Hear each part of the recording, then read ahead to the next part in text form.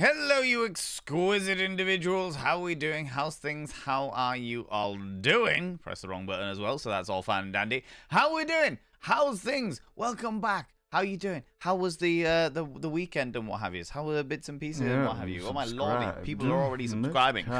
Measure what? Oh my lordy, just bring the kettle in. Do you know what? I would fucking love to do that. I would fucking love to. Am I get what? Am I get what, Dean? Not only that, but Fish Pancakes coming back for for 2 months, and Dean coming in for that 41 months. Let me now inscribe your name on the mirror, Vane.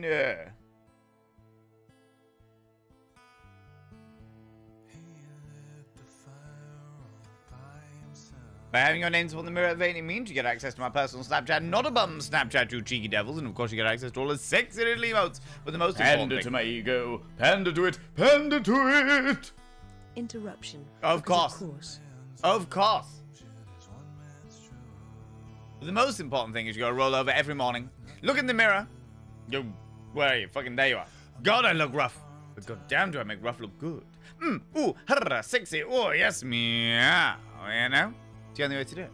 It's the only way to do it, you beautiful beings. Thank you very much for the 100 little panda rings, Dean. You cheeky devil, you. You cheeky devil.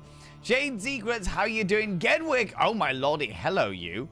Hello you to much love from me to you and Miss Ghouls, you beautiful beans. You beautiful individuals, I appreciate you. How you doing? How's it going? It's a Dean. Hello, you glorious bean. Hello. Pixie Bomb, how's it going? Kale, hello, how you doing? Pretty starting screen, very gaseous nebula-esque. Yeah, that's the reason why I picked it, because it looked real pretty. It looked real pretty, and I was a big fan. Oh, that's a really good point. The intro track today was...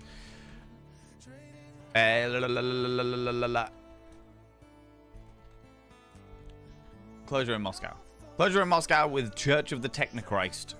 I am a big fan of that song. That was the song that introduced me to Closure in Moscow, and it was fucking amazing. I was there when I was... I went to a gig in Hull, and they were on doing a UK tour, and that was the first song that I walked in, and I was like, fuck me, these guys are amazing. And they were really cool people to hang around with as well. In fact, their lead singer is a streamer themselves, and a very, very good streamer at that, you know. Whisker Pixel, hello, you beautiful bean. Stupid Mayo ad with a sharp beat at the beginning really needs to get banned. I was about to say, there's quite a few ads at the moment that are pretty fucking in your face. There's one for a horror movie called The Nun, and I'm seeing it fucking everywhere. Now, I'm not spooked by it because I fucking love my horror stuff, do you know what I mean? But there is a big part of it where I'm like, this isn't okay. Like, this has got so many fucking triggers for people that just to show it on, like, Twitch and YouTube and stuff like that with no sort of warning about like how fucked up it is, like, yeah, like really messed up. Like that's not cool, not cool at all, you know. How you doing, Ged? How you doing? Hope everyone's having a lovely day. Today's been all right. Today's been good. I've been easing my way back into the wonderful world of content creation. Been a good day. Been all right. Been okay. Busy. Well, forever busy. But I had a nice weekend. Obviously, we had Ken on Friday night, which I'll talk all about, because Ken was great. Ken was really, really good, but it was a stressful one this time. Stressful one for different reasons. So we're going to talk about that in a bit later. A little bit later on, you know. A little bit later on. How's it going, Nibian? Hello, you beautiful bean. Sway. Hello, you glorious individual. Hello, you glorious bean.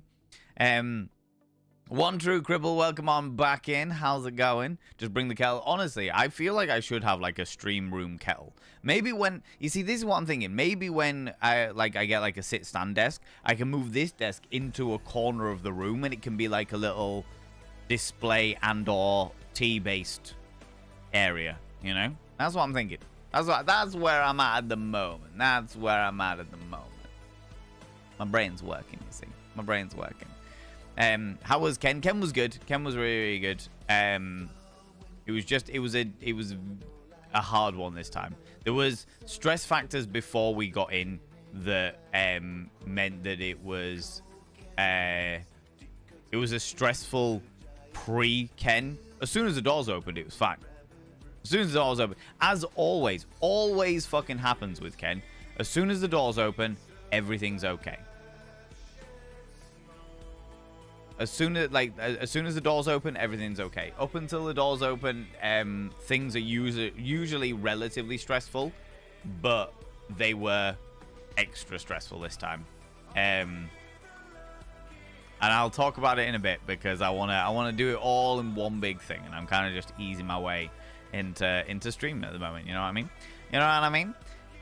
How's it going, Jenna Miss Joy? Hello, you beautiful being. Hope everyone having a relaxing day. Certainly not relaxing. Certainly not relaxing. Because we moved all of the Ken stuff into this room, like the studio space, because I was doing a surprise gathering for Chunk's birthday. Hand in it the to rest me, of the house. So. Hand it to it. Hand it to it. Throwing you a box of tea bags worth of bits, or some terrible knockoff batteries, or a song off iTunes. Anyway, be sure to use these bits wisely. I will. Thank you very much, Jam Jar. How you doing, you beautiful bean? A tea bag's worth of bits. I'll take it. I'll take it. It can replace the tea bag that I've just used doing this, you know? Just used doing this. Good tea. Good tea. Oh, my lordy. New character hype? Okay. All right. Intrigued. What is it? What's the game that you're playing at the moment, Ged? What's the game that you're playing? With Sway as well, apparently. Oh, really? Oh. How exciting, you know? Kalandra, how you doing, you beautiful bean? Thankful because it's dire out there on our times. Are you still all doing Red Dead Redemption online? Like a new server, bits and pieces? I am so fucking behind in all of that stuff. There is so many other things that I have been like cracking on with that I just the concept of roleplay is so beyond me for so many things. Kind. 1 year, baby. Time Eris flows so Ptolemy. fast when I'm with glorious beans and one handsome filth wizard, Blackheart. Time certainly does flow for tier 3 as well, Eris Ptolemy. Tier 3 as well. I will now inscribe your name on the tier 3 little mirror here.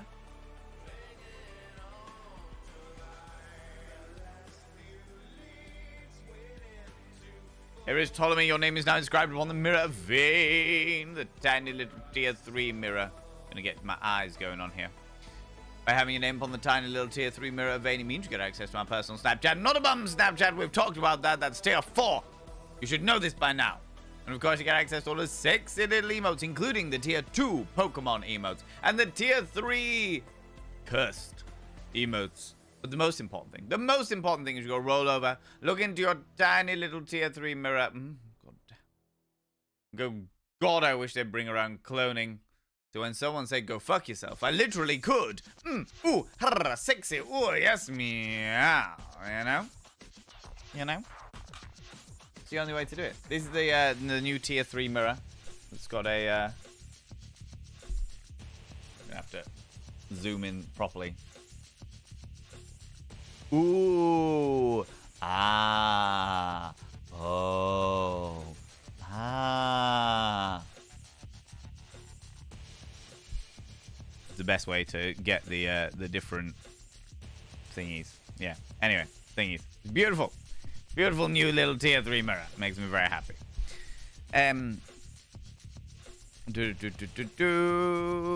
Love your earrings today, dangly bits. Shiny, all the shiny. They certainly are. They're pretty good. I've got the other one. Normally I have 2 of these in this ear and then this one in this ear. But I was like, do you know what? I'm going to have danglies today. Gonna go for all the danglies. We like it. We love a good dangly. We love playing with a good dangly, don't we, chums? Don't we? We love a good playing with a good dangly, you know? Sad to miss Ken this time around, but it sounds like you and Sway UK and Co had another fantastic night. So glad. It was good. Yeah, no, it was very, very good. And the performers were exquisite, out of this world. It was good to roll out more stuff into the courtyard area as well. And we had like Skinny Redhead Art, who is a self-suspension shibari artist who did a self-suspension outside. We had a walkabout performer who was doing a lot of like contact juggling and stuff like that. Did a little bit of did an extra little bit of fire for us as well while they were entertaining the crowd for a little bit. They were really fucking good. They actually came up to me like halfway through the evening and they were like, so you know that you said that you wanted me on at 9 and then 9 o'clock till 20 to 10, and then 10 o'clock till 20 to 11, and then 11:30 till 10 past 12. And I was like, yeah. And he was like, so I kind of did at 9 o'clock and then just kept going till 11 o'clock because I was having so much fun. And I was like, all right, if you want to do that, I'm not complaining. I am not complaining. So long as you are having fun, that's what matters to me, you know? They were fucking great. They were really, really good. I enjoyed the mesmerizing nature of them. They did a lot of, like, hypnotic flow art stuff. It was just very, very good. And yeah, no, it was really, really good. There weren't as many people this time. I think the cold put a lot of people off and what have you. But it was still great. Still really, really good, busy night. Fun and games. We're just trying to work out now because the venue are revamping. Oh, they have plans to change the way the whole venue works and the layout of it. So, yeah, trying to sort all that out about how we're going to change Ken to adapt to that and how we're going to make more of, like, the courtyard area and stuff like that, you know, while maintaining an idea of somehow, like, actually, you know, still getting profit. Because Sway will tell you, I am terrible. I'm terrible. I'm like, what's that? We have an extra £2.50. Cool. Who can we book for £2.50? No one, because everyone's more expensive than that. But still, if there's any leeway in the budget at all, I'm like, what can we put? What else can we put in here? Let's have a look-see. You know? What's the necklace? This is a necklace that was actually gifted to me by Astacon. For being in Empire. So there was a tabletop roleplay show called Empire, and I played. It was an alternate universe Warhammer 40k roleplay game, and there was a pendant that each of our characters had because we were part of a very specific order, and Astacon bought each of his cast members one of these pendants, so that we all had one of them. We all have one. And yeah, I decided to wear it today. How's it going, Massacia? How you doing, you beautiful bean? Hello, hello, hello. Not dead just yet. Welcome, Mark. How's it going? Either that and either Kel and tea making facilities in the stream room, or Chunk needs a maid outfit and a little tea trolley. I might even, like, give him cheaper rent for that shit. That'd be fucking great. Love that idea. You know? The surprise gathering story was brilliant. Yeah, so the reason why I postponed the movie night from last night, because we were going to do it last night, the reason why I postponed it from last night to next Sunday is because I decided to have a surprise gathering for Chunk's birthday. It was Chunk's birthday last Wednesday, and he turned the big 40, turned 40. And he wasn't really doing much. He ended up doing quite a lot of things, but they weren't, like, specifically for his birthday. He went for his actual birthday. He went and had some food with his mum and his brother. Then he went away for the weekend and had a sober weekend, seeing the Studio Ghibli orchestra at Wembley Arena. And I was like, right, I'm gonna do something for it. So I was like, I'm gonna set up my middle room area where my studio used to be and make it into, like, a cinema area, you know? And then I'm going to tell him that we are going to have, that me and him are going to have an autumnal barbecue, just me and him, buy a couple of things for us, sneakily buy a whole load of other things, and then invite people round. Now, I have to say, this is where it all got fucking hilarious. Alright? So the plan was that at 7 p.m. everyone was going to arrive, and Chunk knew nothing about it. He was like, oh, me and Val are going to have a nice meal, have a nice barbecue, a little autumnal barbecue, grab some food, it'll be alright, be okay, you know? McSteffels left at 5:15. I started clearing the living room. So moved all of the Ken stuff in here. So this entire room was full of boxes and boxes and boxes of Ken stuff and dungeon equipment and fucking everything, you know? And I was moving furniture around. I was hoovering up, doing all the bits and pieces. And then, like, just as I'd sort of more or less get everything right and sorted and what have you, Chunk came down and he was like, oh, I could have helped you out. I could have helped you out doing all this stuff. And I was like, oh, well, you know, you kind of inspired me to get everything sorted because, like you were saying about with the stuff like that, we needed somewhere that we could do like a living room area, you know? We needed a living room area. And he was like, yeah. And I'd already pinned up a big sheet on the wall that we could project onto. And I put a board against it to try and disguise it a little bit. And he was like, do you know what, Val? I think that... Because he was like, oh, we'll get a TV for this room and then we can actually like socialize. I was like, yeah, that sounds like a great idea. And he was like, oh, we'll get like a projector. And he was like, do you know what? With a sheet like that, we could like project onto it. And I was like, shit, do you know what? I never even thought of that. I was like, I never even considered that. No, like, I was just stretching this sheet out across the wall for one of the projects that I'm doing. But I never even considered, yeah, we could actually, if we got like a projector or something, it'd be fine, right? You know, that'd be all right, be okay. Could do something like that. I'd already got a laptop out, plugged up a projector, put a fucking camping chair next to the tripod that I put the projector on, put a towel over the whole thing so he couldn't see the projector. And he saw the fucking laptop and it had Ghostbusters on it because Ghostbusters is one of his favorite films. So I was like, oh, we'll watch Ghostbusters. But he saw it and he was like, Ghostbusters. And I was like, yeah, do you know what? I haven't seen it in ages. I ain't seen Ghostbusters in fucking years. So I thought maybe I'll watch it like tonight or tomorrow night or something. And he was like, oh, yeah, that's not bad. Oh, we could watch it tonight if you wanted, like after the barbecue. And I was like, yeah, do you know what? That's not a bad idea. We could do that. Like, we'll head up to your room or something like that. And he was like, yeah, it's a shame we don't have a projector. And I was like, yeah, it's a shame. But then he was like, he was talking about like looking on Amazon for like a projector. And he moved the towel off the projector that I already had rigged up. It was already rigged up. It was already on. It was projecting randomly against the wall. But I'd covered it with a towel to cover it all up. And he's like, fucking hell, there's a projector right there. And I was like, oh, shit. Oh, shit. So there is. Fucking hell. I'd completely forgotten about that projector. And I was like, in my brain, I was like, the fucking jig's up.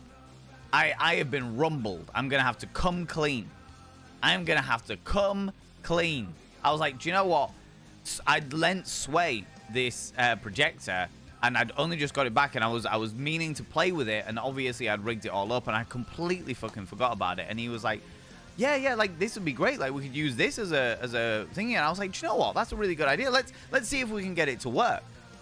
So Chunk helped me set up the projector and got it all set up and sorted without any clue as to what the fuck was going on. From like 5:30 through till 7 o'clock when everyone got it. Well, when his brother arrived at 7 o'clock and his brother arrived and he was like, hey, how's it going? And Chunk was like, what are you doing here? And his brother was like, oh, well, I heard there was a barbecue going on. And he went, who said that? And his brother literally was like, if it wasn't you, Chunk, who's it gonna be? And I was like, hey friends, how you doing? How's it going? Hey buddy. And then I was like, well, you know, I thought, you know, it's your birthday and you haven't done anything specifically for it, so I thought I'd, you know, get some people coming around. And he was like, not people. You mean just Neil, right? Because we don't have we don't have enough food for everybody. And I was like, yeah, just your brother. Yeah, that's fine. Sure.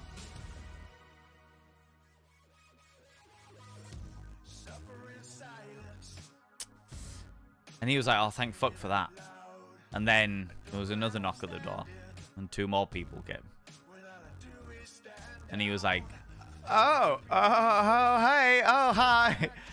And then there was another knock at the door and a couple more people came. And they ended up being like 8 of us and we just had a really good night. I popped to the shop, picked up another bits of bread. Do you know what I mean? I had some bread and stuff because I'd already overbought stuff because I was like, we're going to need more things. And Chunk was just like, God, you're just like stacking up for the year. And I was like, oh, you know, like we might have another like barbecue in the like a few months or something like that. I figured I'd just stick it all in the freezer. And Junk was like, I haven't had a shower or anything. I thought it was just me and you, Val. Fucking hell. And I was like, hey, friend. How you doing? How's it going? So he literally helped me set up for his surprise party without realizing that it was his surprise party. It was so classic. So yeah. So that occurred. That occurred. He just had no fucking clue. And he was just like, I'm never going to trust you again. I'm never going to trust you again. And I was like, probably wise. Yeah, just probably wise. Never mind. You know. Why does the song sound like Depeche Mode? It did, didn't it? Yeah. Oh, that's a really good point, actually. Let me just pop this on. There we go.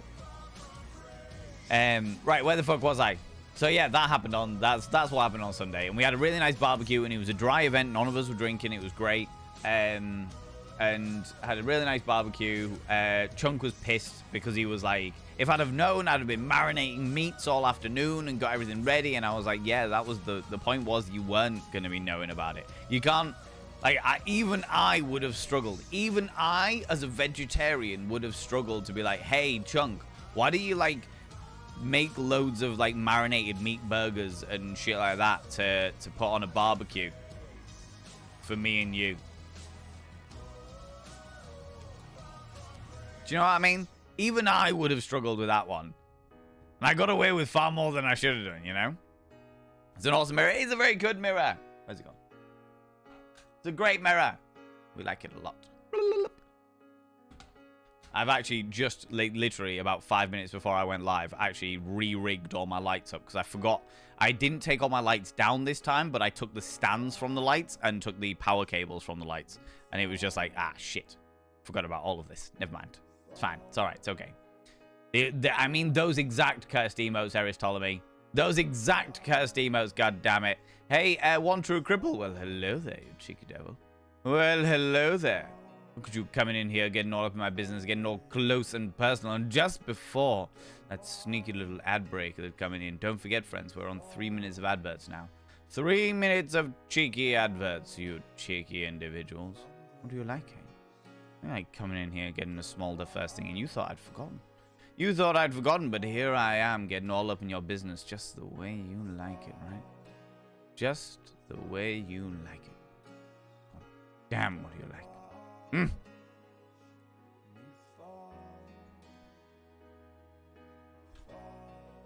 That's the one I want. And bear with me 2 seconds, friends.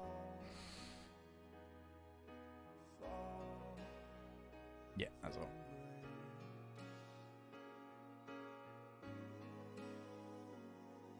Cool. Oh, I love the prettiness. Yeah, you enjoy the tiny tier 3 mirror. It is very cool. It is very cool. I like the little tier 3 mirrors for sure, you know. Sexy big og mirror. How's it going, Calandra? How you doing?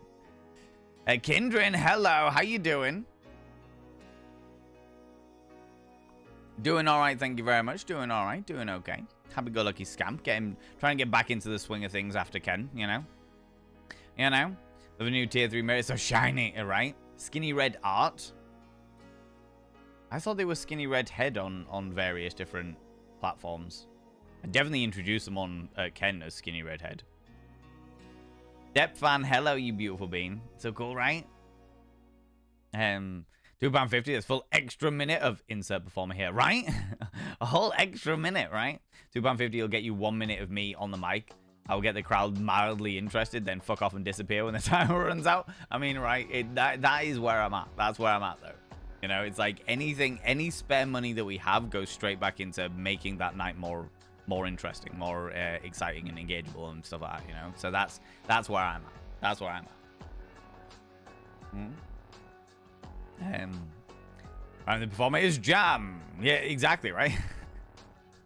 What kind of performance, though? For £2.50, not a good one. I would never even offer £2.50 to a performer because it's just insulting. It's genuinely just fucking insulting at this point, you know? By the way, friends, before the advert starts, just want to let you all know and remind you all that on Thursday, we will be doing our first community fan art competition. where your submissions get put out, and we're going to have a look at all the submissions, and then you get to vote on which one is the best one that gets paraded all over my social medias and bits and pieces, okay? So make sure that if you are wanting to submit any fan art, you do it in the Discord in the specific arty section. I'll put a little post in here.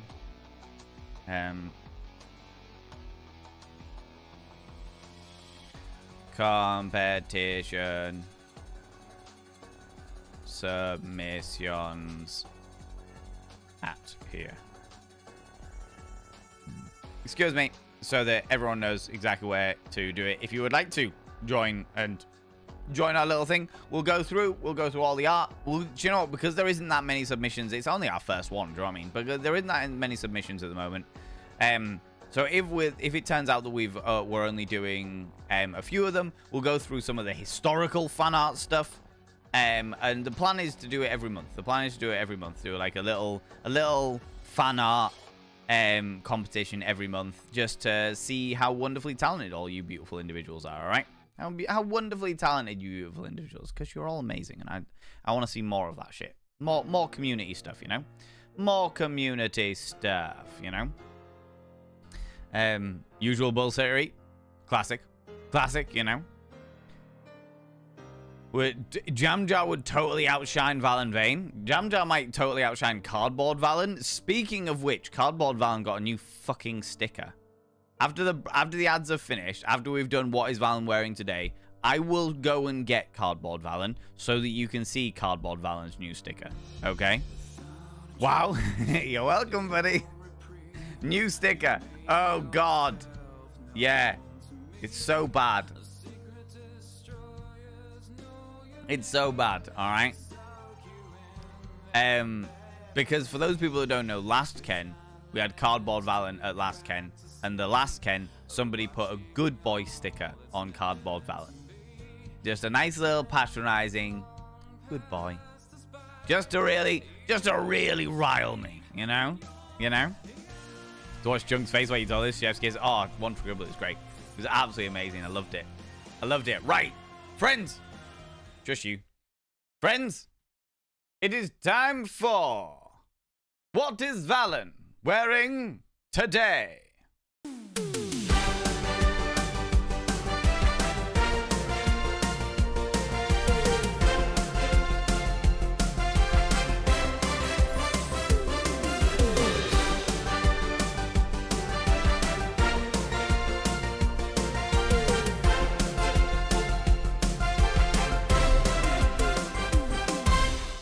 That's right, ladies and gentlemen, all genders outside and in between. It's time for What is Valen wearing today?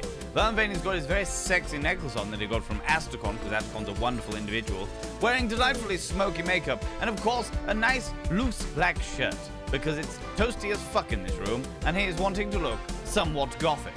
What else has he got on? Let's find out!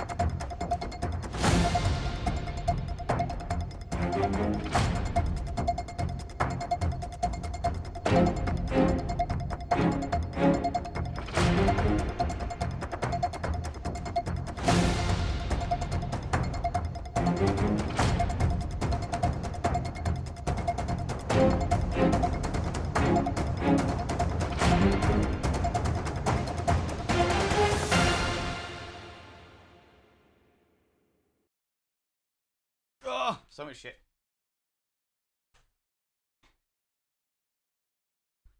That was my chair getting caught on all the shit that I hadn't actually finished cleaning up. But it's fine. It's alright. It's fine. It's fine. It's alright. It's fine. It's fine. That was What Is Valentine today. That is the temporary audio for it. It's going to change when I get around to actually mixing a new track for it all. But that's fine. That's alright. Fucking knackered now. Stretching the sheet out because that's what you do. Obviously not sus. Very normal. Exactly, Nibiru, right? Imagine Val walking in the room with an old-fashioned school-style overhead projector and the size of a tank with a big arm thing. Yeah, right? It's the only way to do it. Do you know what? Not even a word of a lie, Shade Secrets. I was one of the overhead projector monitors when I was in primary school. In the fucking 90s. Got to like year 6, and they had like 2 kids that were the overhead projector people. And I was one of them. to change the screens of them specifically for all of the other kids to sing hymns. It was great. We didn't have to sing. It was wonderful. Dear Junk, right? She's fucking right away. Oh, it was so beautiful. It was such a beautiful moment, you know. Sounds like an amazing night. Yeah, it was great. It was wonderful. Not paintball, right? Oh, Chunk was, it was a beautiful moment where I was literally just like literally as soon as he spotted the projector, I was like, fuck, I am rumbled. I am rumbled. And then when I was like, oh yeah, shit. And then he was like, oh, we it's not even rigged up and everything. We could just use this. And I was just like, has he not clocked this? He hasn't clocked this. He has no fucking clue that the rigged up projector that's spontaneously there today that has never been there before isn't all right. All right, I'm running with it. I am running with this, and I am not even gonna question it. I'm just gonna see how far I can push this before he actually fucking cottons on. And it turns out it literally took his brother to arrive before he fucking clocked it. It was brilliant. Fucking brilliant. You know? Oh, shit, chat, panic. Chunk, honestly, there is nothing that makes Chunk happier than cooking for other people. There is nothing that makes him happier than cooking for other people. So he had a bit of a panic because he was like, oh my god, how am I going to feed all these people? But he managed it. He always does. He just, you know, I mean, he made it work. He made it work. So yeah, it was grand, you know what I mean? Do you make it as believable as I did the Brewdog pub? I mean, I'm not gonna lie to you. To be honest with you, actually, Jam, I think that is probably a very accurate way of just me being like, shit, he's clocked it. Shit, nope, he has not clocked it. All right, I am going to completely run with this. I'm going to completely run with this and see what happens. All right, fuck it. All right, we'll go with it. We'll do it, you know? Has Chunk not yet realized that he lives with a giant troll, right? Just my improvisation skills are obviously just top-notch, apparently. You know? Decimate, how you doing, you beautiful individual? Hello. I'm giggling, but I absolutely wouldn't have figured it out either, to be fair. That's fair. There's no shame in it. There's no shame in it. It was just not something that I was expecting, you know? Not something that I was expecting by any stretch of the imagination. You know? Taking £2.50. You take £2.50 as a performer. £2.50 a second. Oh, I see how it is. See how it is, Mr. Trilby. Hello. How you doing, you beautiful bean? Thank you very much for the shout out for the Discord there, Nibirin. I appreciate it. I appreciate it. I have a fan art idea, just haven't had any time for it recently as it needs a bit. Honestly, Shade Secrets, we are going to be doing it every month. We're going to be doing, well, the plan is to do it every month. If it turns out, I'll do it for at least 3 months. All right, so we'll do it this month, October and November. If people are actually submitting fan art requests and I'm getting, say, at least 3 a month, then I'll keep doing it. If it's a situation where people aren't interested in it, then we'll just not do it. And that isn't a problem. That isn't a problem. I was just like, people have been asking through the anonymous feedback form to do more community-based stuff. So I was like, cool, we'll do more community-based stuff. That was one of the ideas that I had, so we'll try it, see what happens. Speaking of community-based stuff, friends, on Friday, on Friday, should you get Abby to submit one of Abominations, do it. Do it. I'll be up for it. I'm game for it, you know. On Friday is my 5-year streamiversary. 5 years to the day that I started streaming.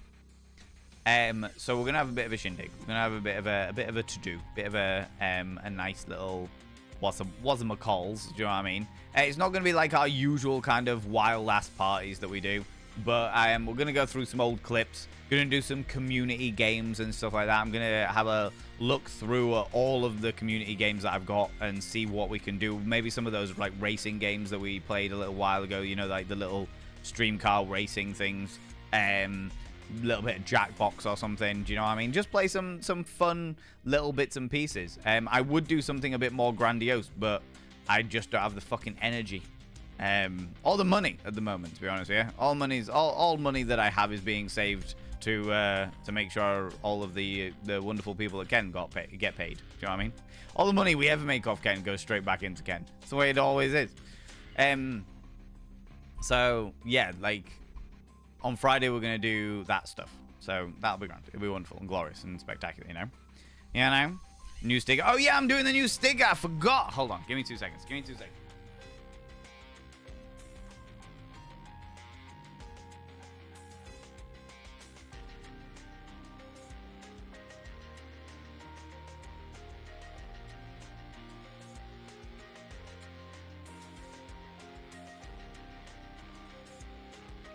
So, those people that don't know, this is Cardboard Valen.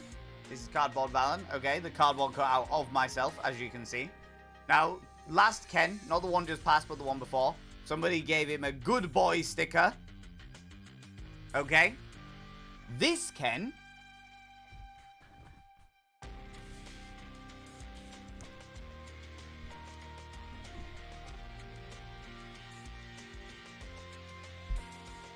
Don't touch. Don't touch. Don't touch. It says don't touch.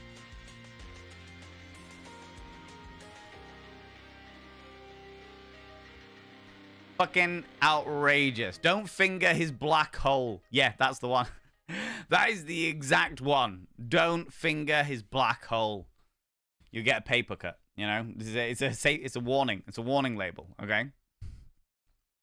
So, new clicker, one of the floor cleaning signs saying slippery when wet. No, but I did have to wash, once again, the doormat of Vane, because it was just so fucking, so fucking grubby. So many people evidently wore glitter while they were stepping on my face. And yeah, there was just so much glitter. So much fucking glitter on that thing. It was unreal, you know?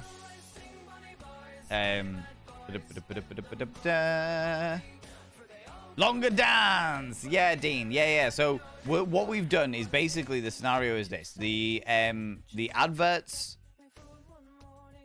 You don't get 55% ad revenue unless you do at least 3 minutes of adverts. We did 2 minutes of adverts for so fucking long, and I was determined to only do 2 minutes of adverts because. I was like, oh, well, I used to get 55% ad revenue, so it should be fine. And it turns out that that's not the case anymore. I get sweet fuck all from ads. So I'm now doing 3 minutes of adverts, which means a longer dance for what is what I'm wearing today. Then the second break, we actually have a break. And then the third break, I talk about all the stuff that's going on in the up-and-coming channels. Like what we're doing going forward. And then if there is a fourth break, then we also take another break. Do you know what I mean? Another break. The extra minute dance. The extra minutes. The addendum music, right? Just like a little strange little countdown / Metal Gear Solid thing going on. Very Solid Snake. Yeah, right, Calandra, right? He's so Solid Snake. I was like, okay. Fair enough. I mean, it says it's royalty free, so, you know. You know? Solid Snake, that's a forward way to describe my trousers. So true. So true. Primary school in the 90s. Just gonna be over here with my old age. So, one true cribble. Nothing wrong with that. Nothing wrong with that. We love it. All right. Yeah, I was born 87. I'm an 87 baby. I'm an 87 baby. So technically, I was born in the 80s. You know? Your improv skills are impressive. Do you know what? I watched, without spoilers, I watched the episode. Yeah, subscribed. Most kind. Royalty free? Getting rid of the monarchy, are we? I mean, I'm not against it. I've just realised that I've messed up this mirror already. Nick Zoy coming back for the 6 months. How you doing, you beautiful bean?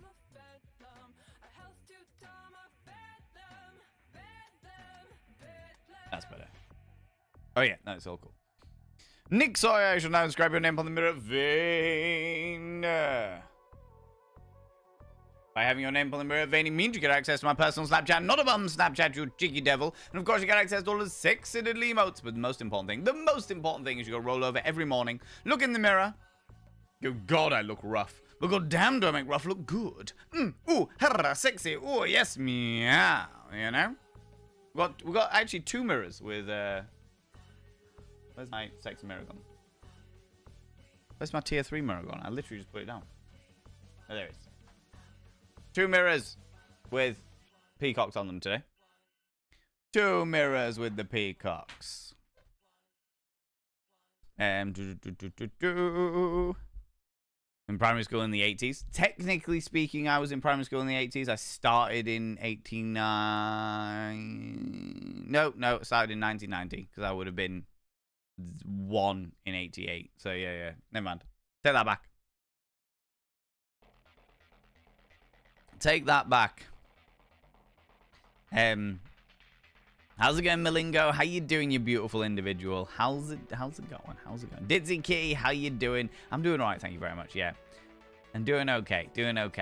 Stream anniversary party, yes, most certainly. I want to share a huge win. I recently had a huge boost in confidence and decided to create a whole atmosphere and self-care and perfume and lit a load of candles in my room. Took pictures in a piece of long lingerie I bought for an ex and never actually wore. It was fire. The photos I have are confirmed to get viewer hits and bothered. Oh, amazing. Amazing. I love this. I love this level of fucking self-confidence that you're embracing there, Authenticator. Mwah. Exquisite. Exquisite to hear. You know? Where would Valen's member be without us? Apparently touched. Fucking ridiculous. Absolutely fucking ridiculous. Don't touch Valen's tentacles. How did you know I had to? I mean, oh, why would you think that, Calandra? Me, tentacles?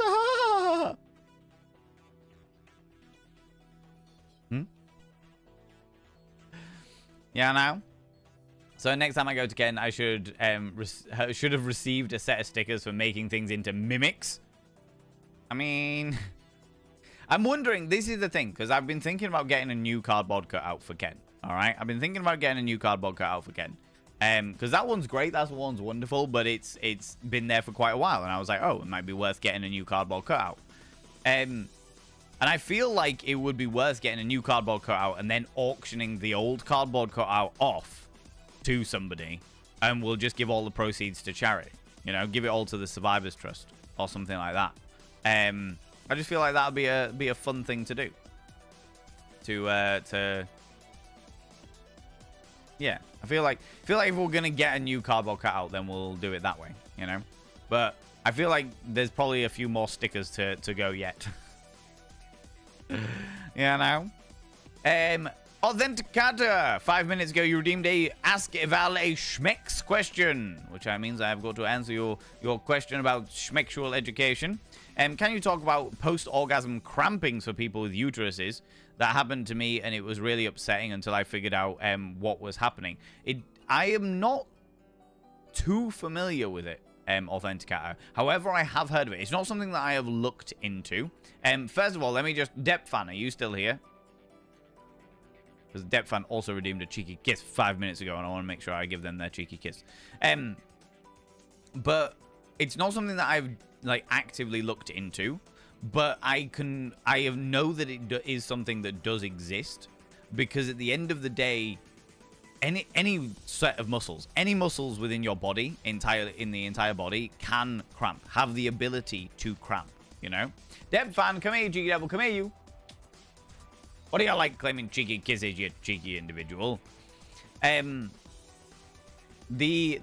muscle in the body has the ability to cramp. And one of the reasons, like, there's quite a few reasons why cramps happen. The last I read, it was down to salt content in the body and hydration of the body. So you are less likely, not saying you're never going to get cramps, but you are less likely to get cramps if you have a good hydration salt balance in your system. However, the process of an orgasm, specifically with people with vulvas, is a wave upon wave of your muscles tensing up and relaxing and tensing up and relaxing, depending on how you orgasm. Sometimes it's a one big tense and then one big relax. Sometimes it's like waves of like pulses of tensing and relaxing and what have you. And in any one of those situations, you can like have the orgasm, which fills your body with all kinds of like hormones and endorphins and stuff, which stop you from feeling the cramp itself until after the orgasm is finished. And then after the orgasm is finished, the cramp makes itself very known because the tension has pulled all of the muscle up together. The level of like personal body chemicals that are going through your system make you not realize that it is cramps, and as soon as those like endorphins and stuff relax, the adrenaline, the endorphins, everything sort of relaxes down to a normal level or a slightly lessened level, that cramp is like, by the way, I'm still cramped. So yeah, I know that it is possible.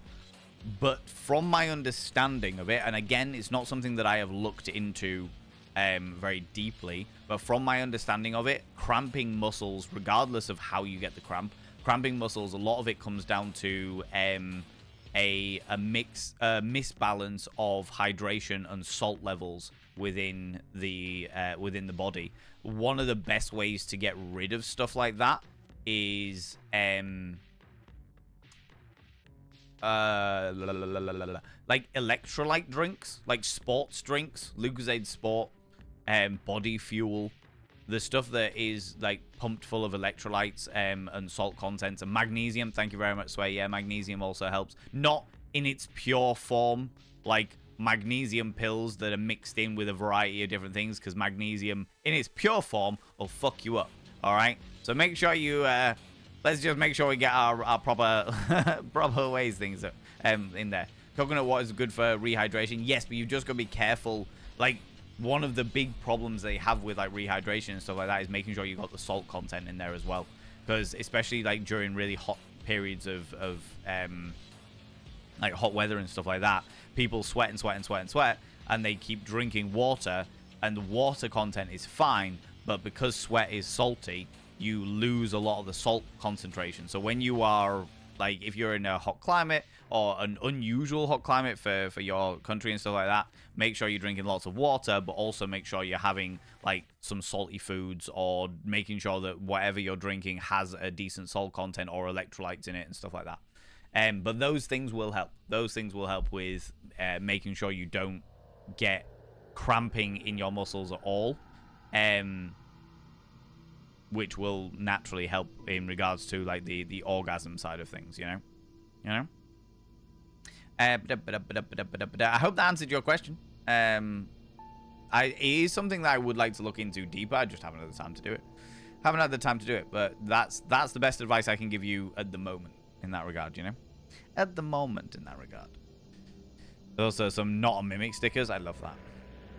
Glitter, do not wash it then. It'll be everywhere for years to come in everything that it touches forever. Glitter is forever, Niburin. But after a few Kens, that's just... In fact, you know what? It wasn't even after a few Kens. It wasn't even after a few Kens that I got glitter all over this house. It was one Ken in particular. One specific Ken in particular. When we were going through and we were revamping the entirety of Ken, I was stitching a backdrop together. So we had like 6 like layers of black fabric that I was stitching together to make a backdrop, and stitching loads of like different fabrics together to make sure we had loads of different things and what have you. And the glitter that is in my house that is always found, even all these years afterwards, was very specifically from a bit of stitching that I did for Sway. Actually, I didn't even do the stitching. Somebody else did the stitching with a sewing machine in my house of glittery fabric, and that fucking went everywhere. Fucking everywhere. And I still find it to this day. We're like 5 years on, 6 years on, and I still fucking find it. So yeah, so no matter what happens, there's always glitter here. Always glitter. You know? But yeah, I had to watch it. I did give it a good battering outside before I stuck it in the washing machine to get most of like the loose glitter off. And then I stuck it in the washing machine. You know? Counterpoint Music, hello, how you doing, you beautiful bean? Nixai, hello. I want a caution operatives working at rear sign that I can, with the word operatives crossed out. Like, just caution working at rear. I like it. I like it. I would wear that as a belt buckle, just turn my belt all the way around. You know? Oh, man, it was wild. Oh, the stream secrets. Oh, I've got loads of stream secrets. I'm picking back up, now that Ken's done, I'm picking back up my little secret side projects just because it makes me happy. It just makes me happy, you know? Lola Frosty, hello, you beautiful bean. Sounded like you had started primary school in 1890 and was like, okay with this. Vampire Valen confirmed. Confirmed, I am vampiric. It's very true. Very, very true. But I still love Lush. Lush is great. Lush is fantastic. There is a lot of glitter in Lush stuff, though, I have to say. Some of the bath bombs, I'm a big fan of Lush bath bombs, I have to say. You know? I'm just yes. Just yes. Pico in the mirror saw a cucumber for some reason. Kind of, I suppose the tier 3 one kind of looks like an eggplant a little bit from afar. They're just there. Oh, there. Just nice little courgette. Courgette? No, not a courgette. What do we call eggplants?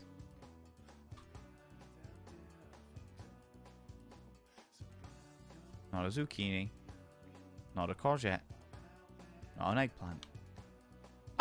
No, not an avocado. Aubergine! Aubergine! Thank you very much, everybody. Yes, looks like an aubergine. Little sneaky aubergine. Little sneaky aubergine just hiding away there. Yeah, I can see it. I can see it. Thank you very much, everybody, for fixing my vocabulary. My brain is still very melty. My brain is still very melty. The temp contract at Lush once, they were doing stock count on this display of bubble bars covered in red glitter. All the other employees end up with a red glitter handprint on their back by the end of the day. Oh, God. I love that, though. I love that, though. You know? Hooray for positive self-image. Yes, exactly. We love this. We love this. Share the most safe work photos in Cleo's Discord, but I could put in ours here if you would like to. If you would like to, there is no pressure to do so, Authenticator, but if you would like to, if it would make you feel good about yourself, I thoroughly encourage you to do it. Thoroughly encourage you to do it, you know? Tentacle Daddy, calm yourself. MG, how's it going? Hello, you beautiful bean. Lolo Frosty, you glorious individual. Funny how that happens, right? I interviewed for Lush once, but didn't get a job there. I was gonna go for a job in Lush when I was in university, and then realized that I would just spend all of my money there. There was no point. There was no point. I just would never leave without spending all of my wages on the products. You know, that may explain a lot about why some of my partners have cramped so much after Schmex. Yeah, I was about to say like that post-orgasm cramping does happen. I don't actually. Do you know what? Let's fucking find out.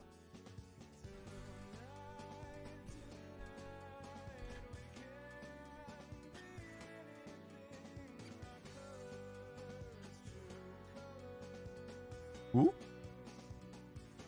According to healthcentral.com, several conditions can lead to dysorgasmia. How's it going, Lady Cleo? How you doing, you beautiful bean? Dysorgasmia, or pain associated with orgasms. Our experts share what they need to know. Sex, and especially orgasms, are supposed to bring pleasure. So if you're experiencing pain, cramps after an orgasm, or right before or during climax, you're probably wondering what is going on and how to make it stop. Yes, exactly. And let me have a quick read of this.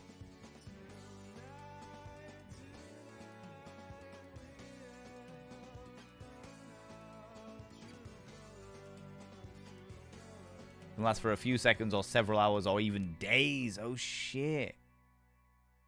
Some patients describe it as sharp stabbing pain, while others it's a sensation of internal cramping or pressure. The level of intensity varies wildly from one individual to another, says Dr. Vera Trofimenko, a urologist specialist in sexual medicine at Providence St. Joseph Hospital.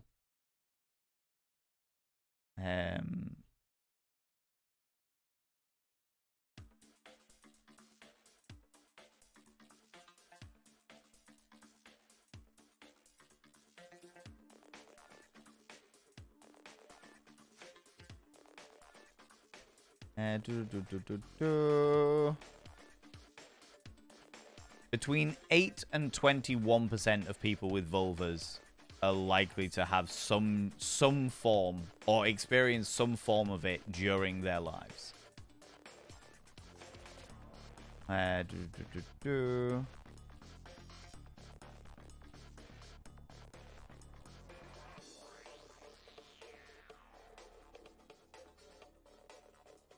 It can be caused by cystitis, vaginal changes relating to menopause, and pelvic floor dysfunction, all of which can contribute towards the pain. More on those in please. It can be caused by surgery side effects, ovarian cysts, and endometriosis, which I can never say off on one thing. Menopause status can happen with people with penises as well. And it can also be just like cramps and muscle spasms and stuff, from what I'm reading here. So there are causes of it. I would say that if you're regularly, as with all cramps, to be honest with you, as with all cramping, anything, like all things, if it's a recurring ailment, go and speak to a medical professional. Go and speak to a medical professional, you know? That's what we're all about. Because I can give you advice from the internet, but I'd rather not people take my word for it, because I am not a medical professional. Do you know what I mean? Not a medical professional.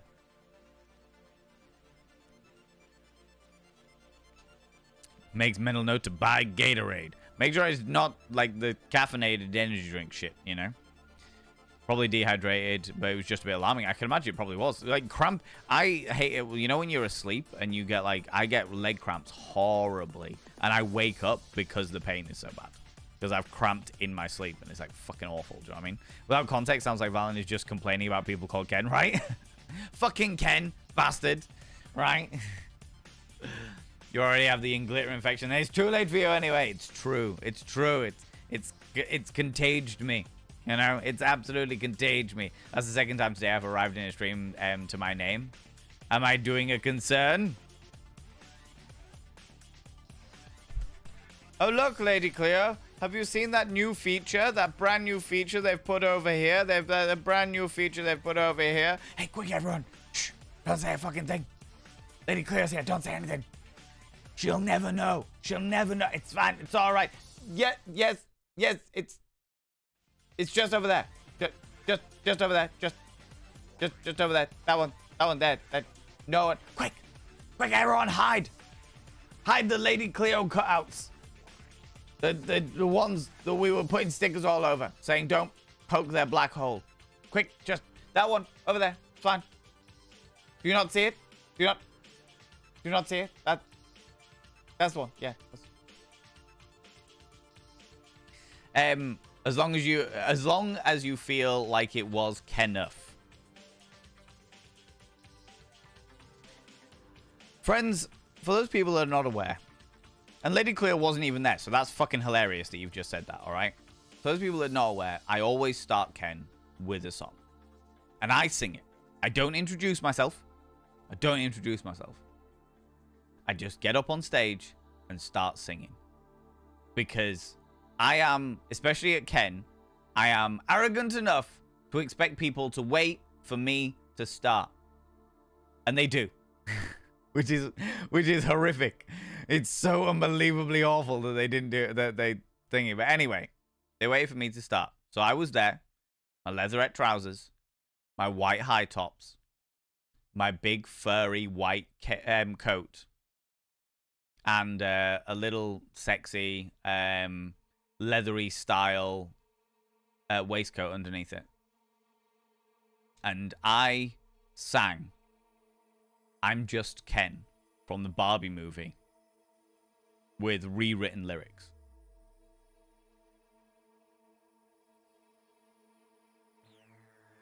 This is Ken. Everyone here respects consent. Is it our destiny to live and love a life of excess vanity? This is Ken.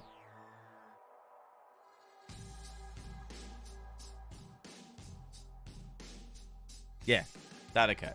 That occurred. Is it on Spotify? No. I have debated. I genuinely have debated like recording all, because I do this every time. I basically take a song from a musical or a movie or sometimes just off the bat of something else, and I rewrite the lyrics to be Ken specific. Like Ken specific lyrics. We did it with Spank Me Baby One More Time. I did it with fucking hell, what was the Hamilton? You're a brat, soon you'll see. You'll remember you belong to me. Yeah, I've done a whole load of them. And I have thought about like going back and recording all the lyrics. And like making like a stupid little Ken-based music video for each one of them. Obviously never doing it in advance of Ken, but like releasing it afterwards. But it's just work and effort. Do you know what I mean? Work and effort that I just don't have the fucking time for at the moment. I've still got all the lyrics. I could go back and do it at some stage in the future, but at the moment I don't have the capabilities, you know? Wait, there's a not safe for work section in the Dixod? How did you miss that? How did you miss that? That's been there for fucking years, Wanderer Gribble. It's been there for fucking ages. You know? Maybe you muted it at one point by accident. Volunteered for an arts festival this past Friday and Sunday. Very fun seeing people. Yeah, Lola, I'm really glad to hear that. Really, really glad to hear that. Enjoy summoning you. I mean, right? What are the chances? What are the chances? Talking about sharing my sexy photos in your Discord. All good? Yeah, do it. It's all good. Oh, in Lady Cleo's. Yeah. That's what we like to see. Get quite intense. I get it quite intensely when my period is due. The day before and the day my period starts, I cannot do the schmecks because too much ouch. I was about to say, so there's obviously a difference between, well, it's the same muscle grouping, but there is a difference between like period cramps and orgasmal cramps to my understanding. But from what I've just read, it looks like there can be various different causes or of dysorgasmia, which is the medical term that we've just read for orgasmal pain. So yeah, I would imagine maybe they are quite similar in the regards of like the muscle grouping there. It makes sense that it would be similar, you know. Quinine is wonderful for those leg cramps. Drink tonic water for that reason. That's the reason. The quinine is good for two reasons, to my knowledge. All right, Wanderer Gribble. One, so tonic water that has quinine in it is too good for two things. One is muscle cramps. You're right. Muscle cramps, like drinking tonic water and stuff, will help with any kind of muscle cramping. For those people with uteruses, it may help. I'm not gonna say it is, but I'm not gonna say gin because I fucking hate gin. Wanderer Cripple. However, it is also good at keeping away mosquitoes. It is also good at keeping away mosquitoes. To the point where the origin of gin and tonic is because when Britain was conquering half the fucking world, colonizing half the world, when Britain was invading half the world and saying it was bringing people up to civilization or whatever the fucking excuse they were using, they would give out tonic water to help with mosquito bites and stuff like that. And it was that tonic water tastes so unbelievably vile that people would add gin to it because gin was so cheap in the day. They would add gin to it to make it palatable. So gin and tonic came around specifically to help with drinking tonic water to stop insects from biting. Fucking mad. Don't think it keeps all away mosquitoes, but it's a treatment for malaria. Oh, really? I was always taught that it was, it actually helps with keeping away flying, biting insects because they don't like the taste of, they don't like the taste of it. Works with garlic as well. Biting insects tend to stay away from people that eat a hell of a lot of garlic, which is the reason why you can get fragranceless garlic pills. That people, for those people that don't like garlic, you can get those that will get it in your system. You eat it for about a week. Have a garlic pill every morning for about a week. First of all, really good for your immune system. Second of all, apparently has the effect of keeping away biting insects. You know? Not on your left. Yeah, exactly. That one. Yeah, exactly. All right. Good. I couldn't be there. Too many schmexy events happening at the same time. There was a lot of things happening that weekend. I didn't even realize. I was just like, that weekend is the best weekend for me, so we're doing it that weekend, you know? You know? Van's ego does not need to be stroked already than it is. Yeah, right? Right, Kindred? Not seen the movie, but fuck my life, that song. I want to see the movie. I want to see the movie. It's very rare that I would want to see the Barbie movie, but apparently it's phenomenal. It's got rave reviews, and apparently it's absolutely fucking phenomenal. So cool.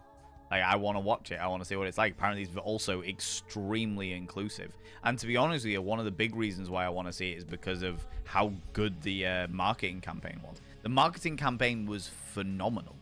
So I kind of want to see it just based on that alone, you know? You know?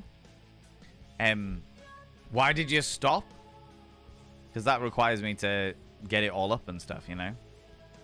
Can you feel the love to my... Good Lord, Mr. Trilby. Come on now. Good Lord. You need music videos? Yeah. Val sings the Ken the album. Be a full-on Spotify playlist or something, you know? A Ken album on CD. That would be hilariously awesome. I would just... The payment for, like, royalty fees alone would be a pain in the ass. Unless, I suppose, they're technically cover songs, and if I got musicians to record them fresh, then I wouldn't have to do that if I remember DMCA around copyright specifically. Oh, it's all a wee bit confusing. It's all a wee bit confusing. I'm not always the most observant, Valenvein. Squirrel brain. Oh, I have such a bouncy brain. It's unreal, especially when I'm tired and because of how fucking manic Ken was. So, do we go into this now?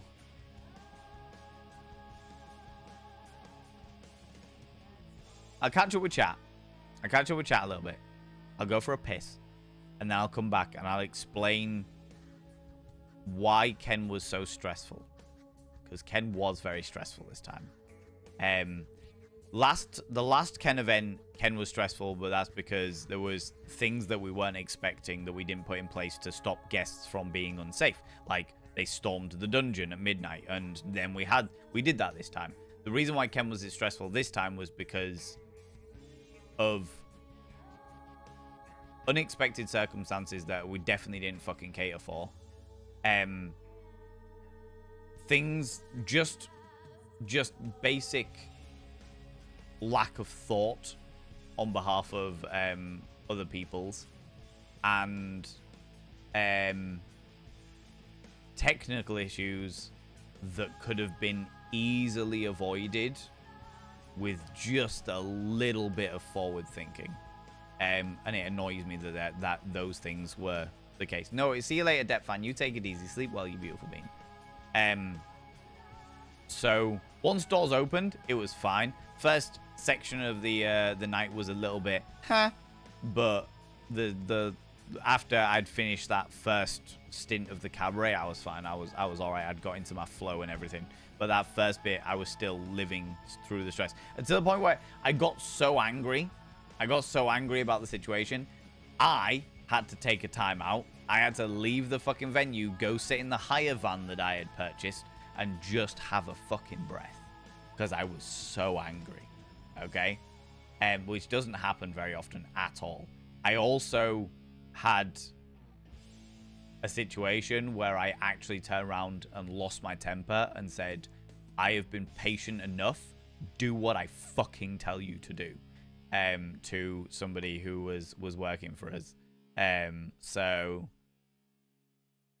yeah, it was I lost my temper. I lost my temper. It doesn't happen very often, but it did happen. So yeah, so it was very stressful. Yeah, very, you very subscribed. Most kind. 20 months? How does it manage to feel both only 20 months, and it's been 20 months already? Milky Pork, honestly, I feel that. I feel that in my little soul. I feel that in my little soul. I will now inscribe your name on the mirror. Vane. Milky Pork coming in for their 20 months. I will now inscribe your name. Well, I have done. I've already done it. I've inscribed it. It has been inscribed. All right?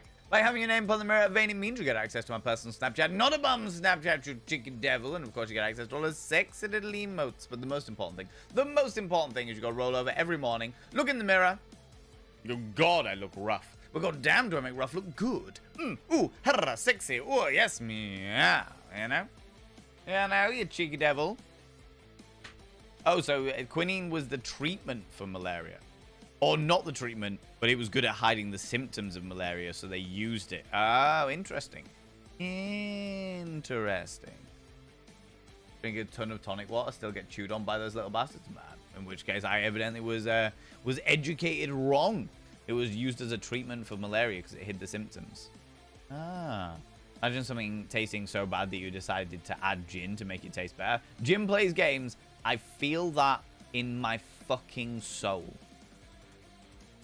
Do you know what I mean? Do you know what make real this liquid, this water tastes so bad that I'm going to add paint thinner to it in order to make it taste better. Do you know what I mean? I'm gonna use the tears of midlife crisis to make it taste better. Valkyrie, how you doing, you beautiful individual? Welcome back on in. How you doing? You are here. You are here indeed. Sounds gross, but interesting. Yeah, you subscribe. Valkyrie! Most kind. Coming in with the Prime Gaming for 16 months. Good lord. I will inscribe your name on the mirror vein, you beautiful individual. Pander to my ego. Pander to it. Pander to it. Evening beans. How's it going, Rach? How you doing? Thank you so much for all you did on Ken, by the way. I really appreciate it. I will get everything, all that other stuff, bits and pieces sorted. I will get that sorted. I know what I need to do. I need to get it all sorted.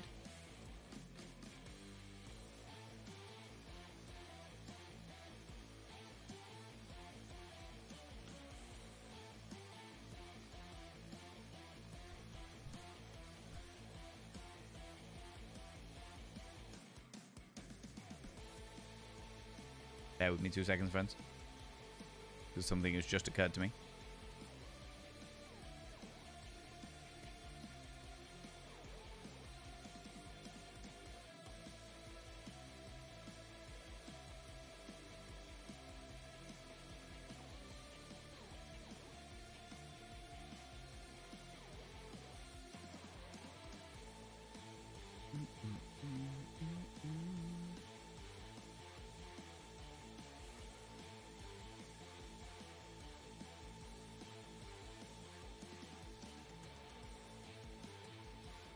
No, not yet, Rach.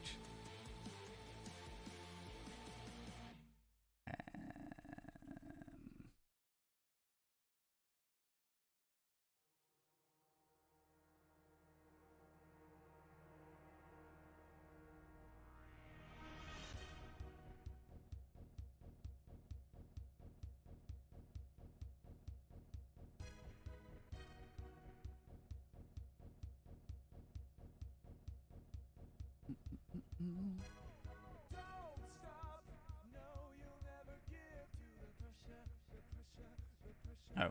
And blah, blah, blah, blah, blah, blah, blah.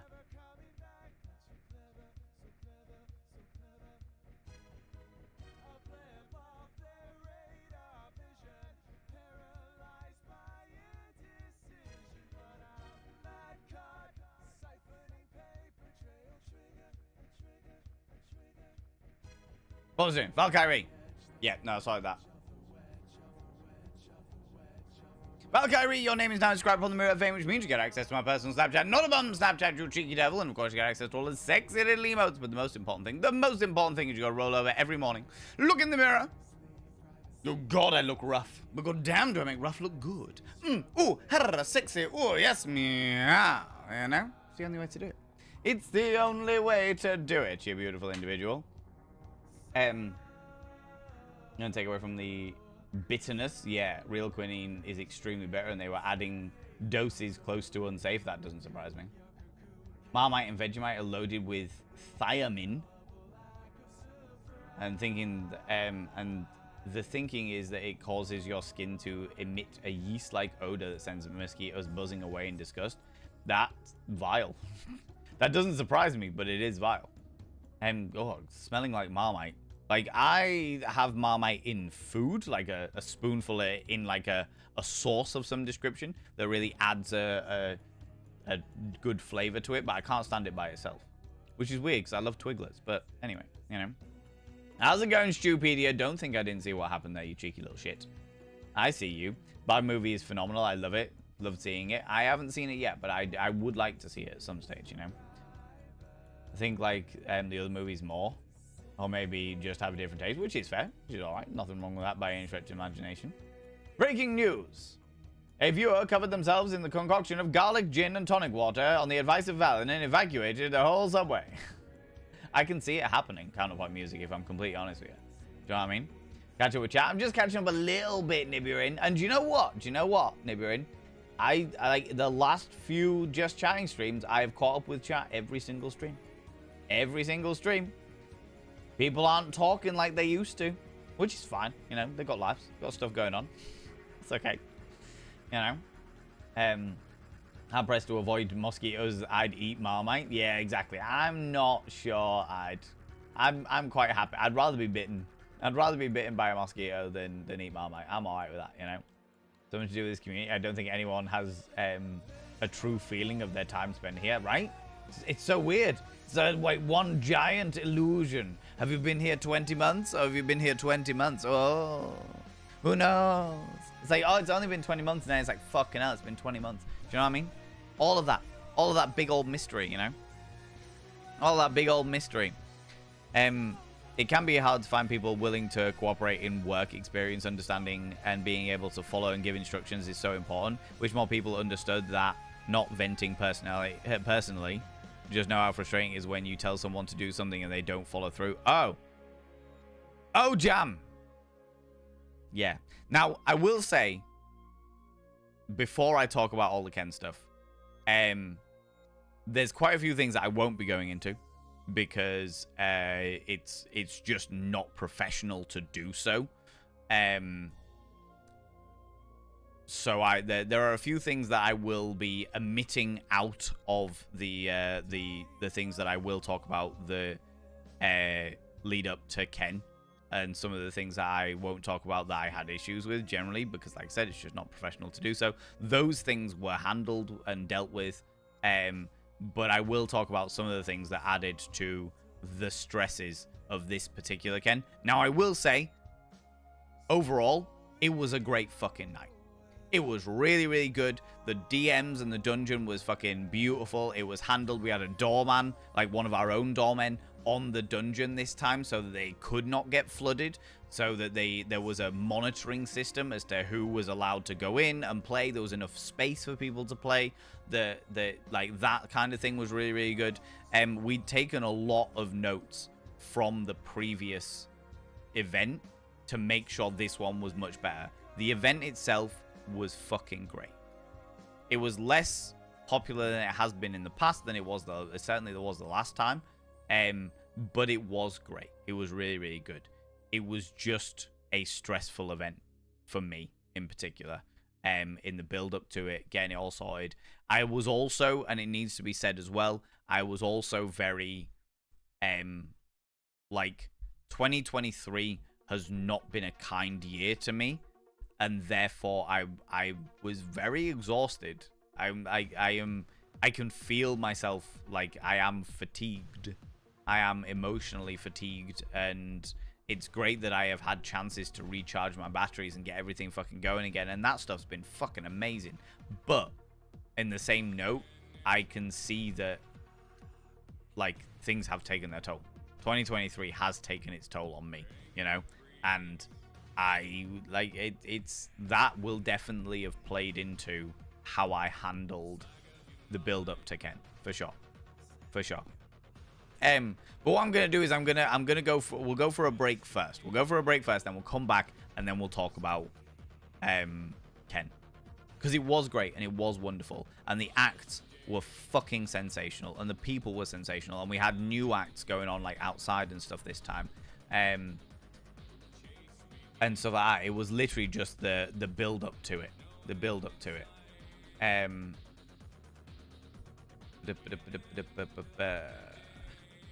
Right, but we did have, we also had a couple of, like, last minute people coming in and helping us out, and I was just refunding their tickets as well. Rach was one of them. Rach, I've just refunded your ticket as well, because I completely forgot that I needed to do it. And, well, I didn't forget I needed to do it, I forgot that it needs to be done by today. So I've refunded your ticket now. That may take a couple of days to process, but I've done it. So you will be getting that money in your account and what have you. There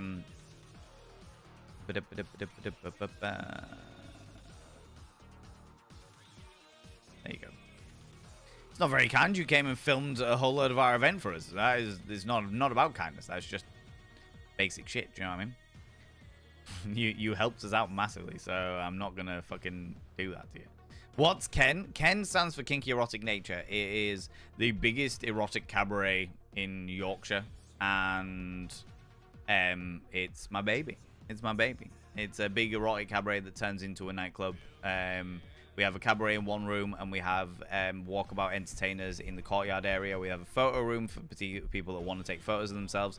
We had body painters. We had a shibari artist. We had drag performers this time. We had burlesque coming out of our ears. It was great. We have a dungeon. We have all kinds of stuff. It's just fucking amazing. Just really fucking good. But it was, like I said, this time it was just a bit stressful. Anyway, friends, before we do anything else, let me go and do the urination station and grab myself a drink, and then I'll come back and talk all that stuff. All right, okay? So, friends, get up, have a stretch your eyes, look at something in the distance, then look back again. Grab some kind of beverage, hot, cold, or if the time is permitting, flamboyant as fuck. Because why not? If you haven't taken your meds today, take them now.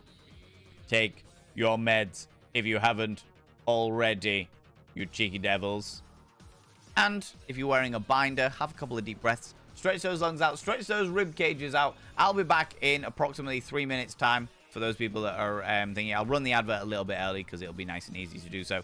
And I'll be back, and then we will go through and we will have another little look at bits and pieces. All right. Don't go anywhere. I'll be back in a minute.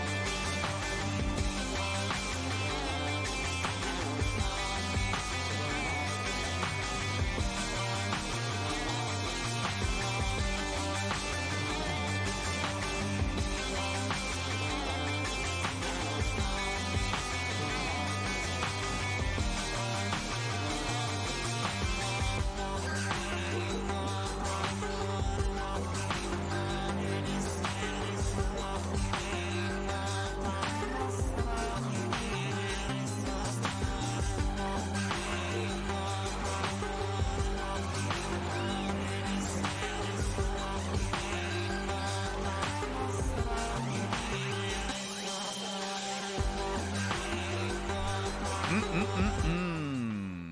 are we doing, friends? Welcome back. Thank you very much for sticking around. I hope you enjoyed my weird psychedelic space thing that was going on there. Space thing that was going on there.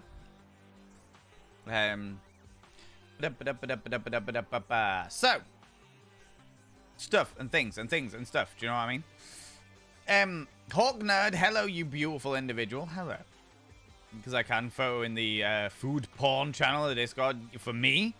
Oh, God. You're just drinking tonic water straight? Just straight? You drink it straight? How do you deal with that? I can't fucking deal with tonic water by itself. That is outrageous. That is absolutely fucking outrageous. What? What? You know? Oh, Glassy Chunk's in here as well. Classic. Love this. Right, I'm going to whip down a wee bit. Velion Panda, hello, you beautiful individual. Anything but Marmite, right? Between you and Lady Kirkcaldy talking about these wonderful events, I need to make it to UK soon. Honestly, One True Group, we fucking love it. We fucking love this shit. Do you know what I mean? What I'm really liking at the moment is the fact that Ken is becoming known as one of the most accessible events in the country, which I'm really, really, really happy about. We get people coming from all over, and a lot of people emailing through being like, hey, I've heard that, like, Ken is wheelchair accessible. Is this true? And I'm like, yeah. And it's nice to be able to say that. And what they're actually, like, saying about, like, the revamp, because they're changing a lot of the actual building structure itself, it's actually potentially going to be making it even more accessible, which is even better. So, yeah, so it's going to be great. It's going to be great. Hopefully. But yeah, friends, there was some stresses. The stresses, like, I would like to point out, we normally decorate the entire venue, because that's what we do. We decorate the entire venue on the Thursday, and then on the Friday, Mega Spell, hello, you beautiful individual. Long time no see. Hope you're doing well, you glorious bean. Hello. So on the Thursday, we decorate the entire venue, and then on Friday is the event itself, okay? So the decoration went all right. The venue, we normally get there and they're taking bits apart and stuff like that, because we asked them to take down like LED screens and lights and all kinds of stuff. So there's stuff all over the place. They'd had an event like the previous night, so there was also like event stuff that was still all over the place as well. And they cleaned that stuff up, and we get on and we get in and stuff like that. But this was a little bit messier than it has been in the past. Because like I said, they had an event like the night before, so they had an event on the Wednesday night, which doesn't normally happen. So I spent a lot of it, like the first morning of the Thursday, just sweeping and mopping floors so that we could get our shit in. So yeah, that was a bit fucking wild. We got everything in. We got everything set up. It was a longer day, which is the reason why I ended up canceling stream on Thursday night. Some of you may have seen what I've put in the spoiler channel on the Discord about my Thursday night streams, but I'm not going to talk about that now. I'll deal with it all later. And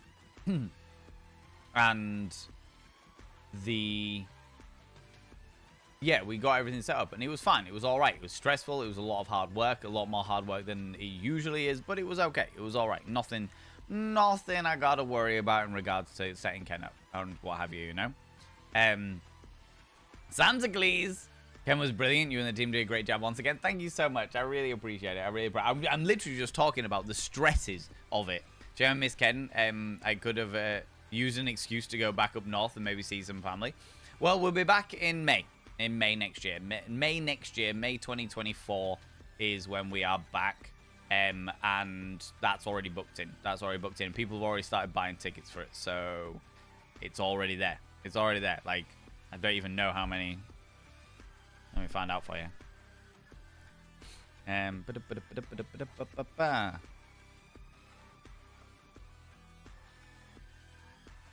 We've already sold 19 tickets for the next Ken.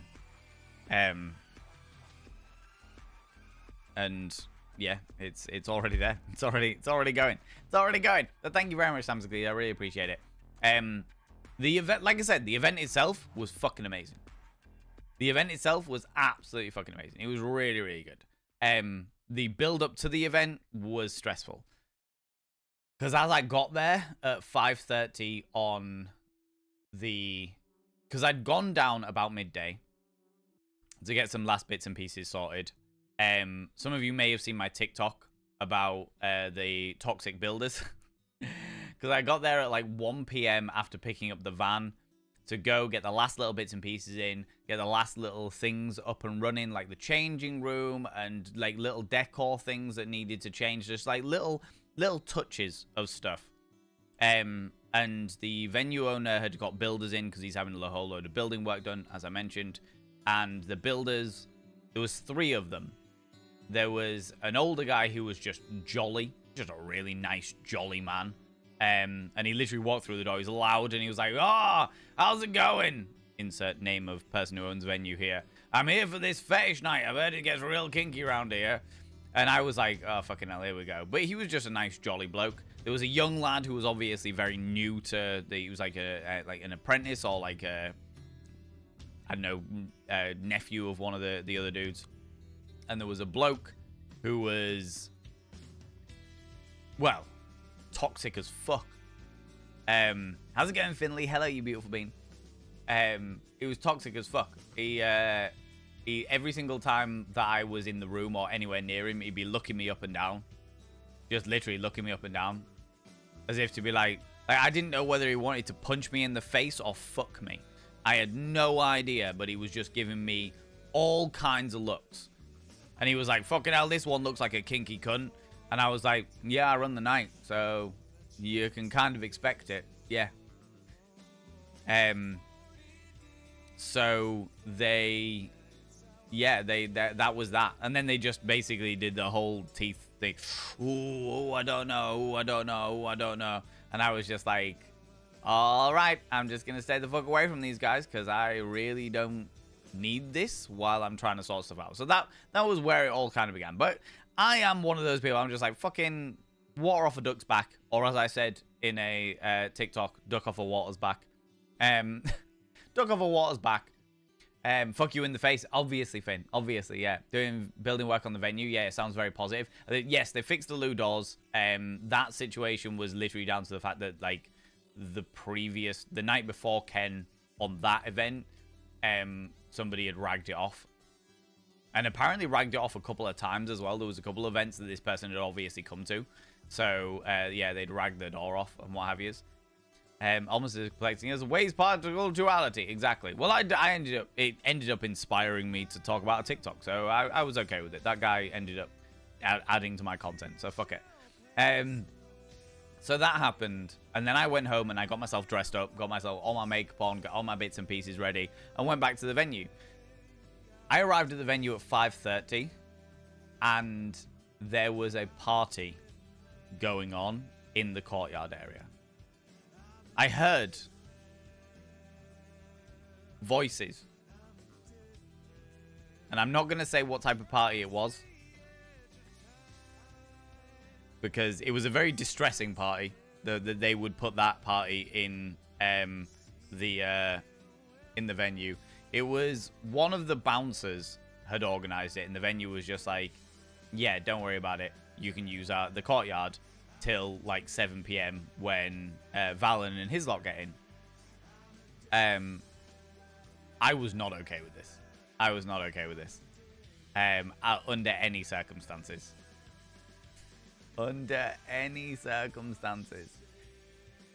But yeah, there was a party going on, and I was like, we need to set up an aerial rig out there, and there's people around. People that are not our people. And my staff are arriving in their lingerie and their corsets and their latex. And these people are all in the courtyard area that we need to be in.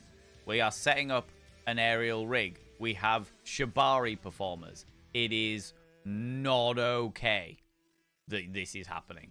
And they were like, don't worry, you can set up. It won't be a problem. It won't get in the way. And I was like, okay. So we went to set up, and they were like, oh, by the way, yeah, it's kind of a problem, and it's kind of in the way. And I was like, this is my fucking issue. And they were like, they should be gone by 6:30. And they're like, can you push it back to 7?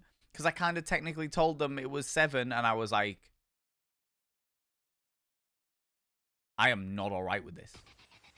I am not all right with this at all, under any circumstances. When you book your fucking venue out to me, you book the entire venue out to me. So the venue sounds very unprofessional. Do you know what? They are normally fucking amazing. Fish pancakes, all right? They have the same issues that any other venue has, especially when they do like dance nights and nightclub nights and stuff like that. But they are normally fucking amazing. This was not okay. And I made it very, very clear to one of the owners that it was not okay. I was like, this can never happen again. They were like, oh, it's all right, it's all okay. And I was like, I am telling you now, it is not all right. It has given me a lot of stresses that I am not all right with, under any circumstances. Because without making it public, there were certain people at the party where it wouldn't have been okay that they were seen anywhere near my event. Okay, that's how I'm gonna put it. All right, not dead just yet. You take it easy. All right, that's how I'm gonna put it. There were people in attendance of that party that it would not have been okay that they were anywhere near my event at all.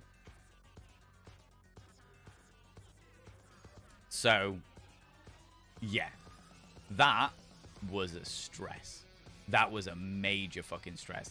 And the fact that regardless of what kind of people were attending the other event, regardless, yeah, it was not okay. Who expects someone to set up the, yeah. I did not expect to turn up at 5:30 and for there to be another event going on. I was pissed. I was really fucking angry. And do you know what? They, like, the venue were like, we didn't realize it was going to be such a problem. We're sorry we didn't communicate this to you. It won't happen again. We won't do this again. And I was just like, I can't fucking deal with this right now. I'm going to go do something else. Then we had some tech issues with the fact that I sing a song every single time and the monitors weren't rigged up properly. I don't know whether they've been de-rigged for something else, but the monitor speakers that speakers that point at the performer so that they can hear themselves and they can hear their own music at different levels to what the audience hears, so that you get the best kind of dynamics, you know.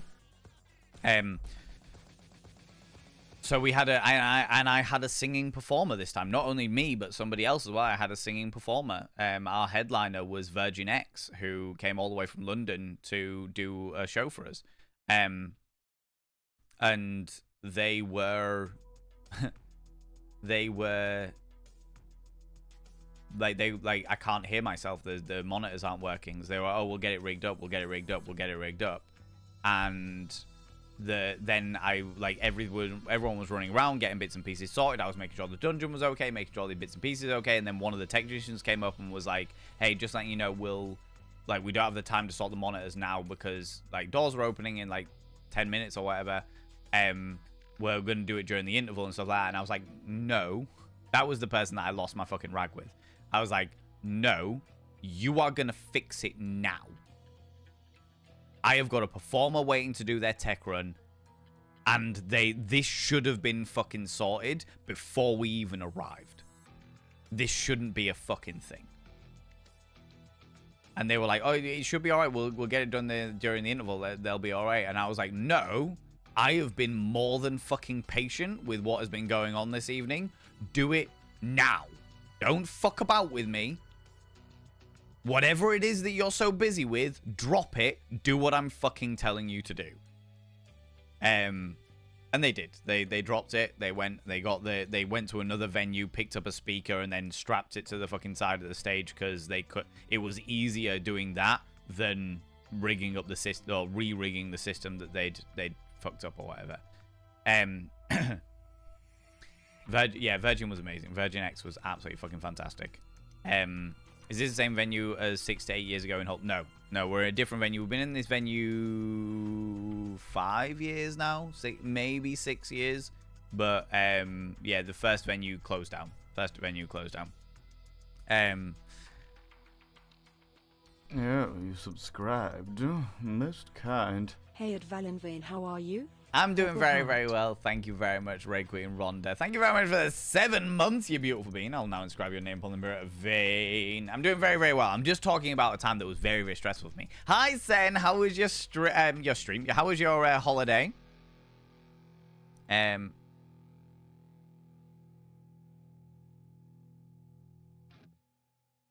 Red Queen Rhonda. Your name is now inscribed on the mirror vein, which means you get access to my personal Snapchat. Not a bum Snapchat, you cheeky devil. And of course, you get access to all the sexy little emotes. But the most important thing is you gotta roll over every morning, look in the mirror, go, God, I look rough. But god damn, do I make rough look good? Ooh, sexy. Ooh, yes, meow. You know? Yeah, I'm just talking about Ken and the frustrations that I felt prior to Ken, because there was those things. There was also like other little bits and pieces that were going on that were particularly frustrating. I'd forgotten something that I needed to go and get, so I needed to drive the van back to my house, pick up there were signs for the toilets. We make genderless toilets, so it's like urinals, non-urinals, accessible. And because we'd taken 2 of them out for Pride, we'd forgotten to put them back in. Well, I'd forgotten them to put them back in with everything else. So I needed to go home, find them, then go back to the venue. There was our lead performer, our headline performer, Virgin X, who had made themselves up in full makeup. They look absolutely fucking phenomenal. But they were like, is it possible to get somebody to come pick me up? Because I'm in a new venue. I don't know where the venue is. I am in the hotel and stuff, but I don't want to come out in full drag when I don't know where I'm going and stuff like that. I was like, yeah, no problem. I'll go to get somebody to pick you up. But it was like lots of little things that were stressors. And then the big things, like the party that I walked in on was like, what the fuck is going on here? The technical issues. And then just as we were like opening the doors, like fortunately, all of the people that had gone to the party had left by like 7:10, because at 7:15 our guests started arriving, which would have been really problematic. Would have been really fucking problematic. And yeah, it was just fucking, yeah, it was bad. It was bad. There was a lot of stress going on there because I was trying to get the people out as quickly as possible, and there were a couple of little hiccups there. But yeah, it was bad. And then just as we were about to open the doors, like literally, we pushed back the doors a little bit so that our performers could have their tech runs, because we didn't have fucking monitors and all of that jazz. So we pushed back the doors. I'd gone out to everybody. I was like, look, we've got a fire performer here to entertain you while you wait, because we've just got to push back because we've got a tech run that needs to run because we've had some technical issues. And just as we were about to open the doors, some people turned up with a drum kit. And I was like, the fuck is this? And they were like, somebody's hired a drum kit off us, and we've been told to drop it off tonight. And I was like, I don't know fucking anything about it. And they were like, I got no idea. And it turns out there was a wedding the following night after Ken, and the band had organized for the drum kit to get dropped off the night before,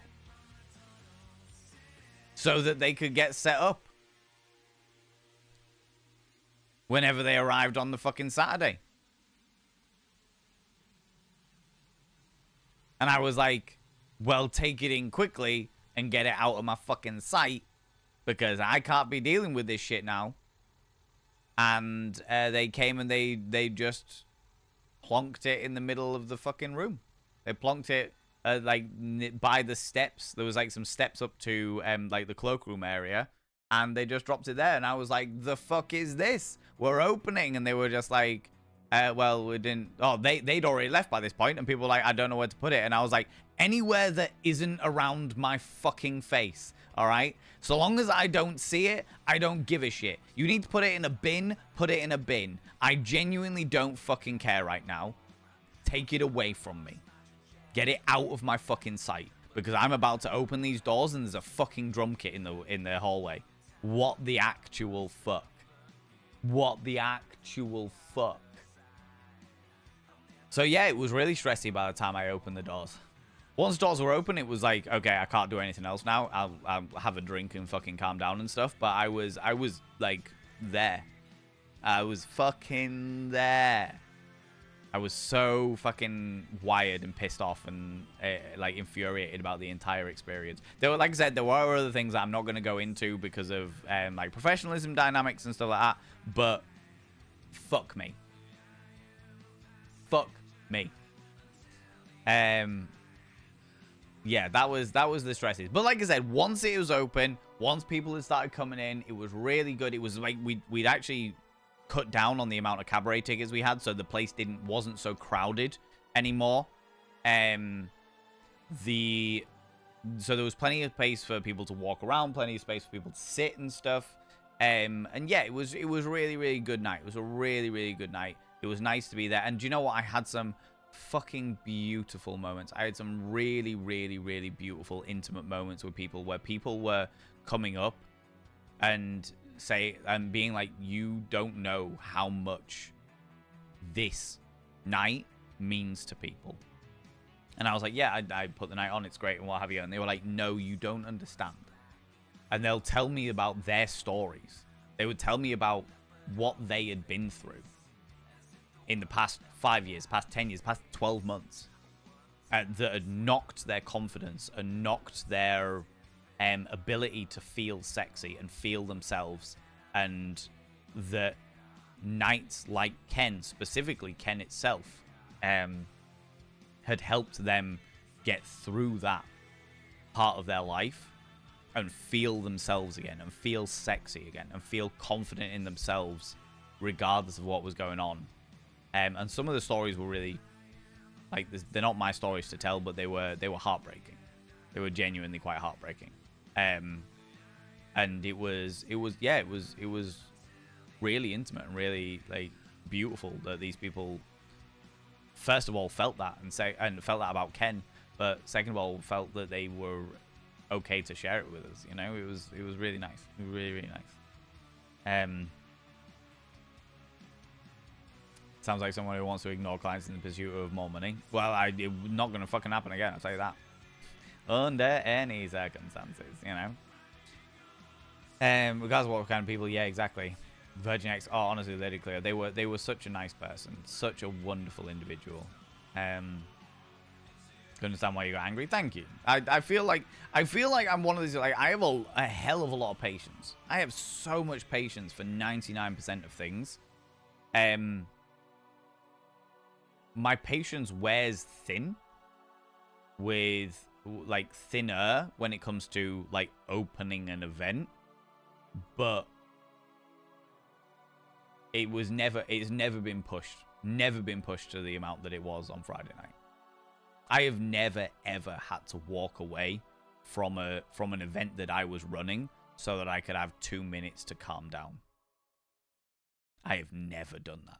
That has never fucking happened. Under any circumstances.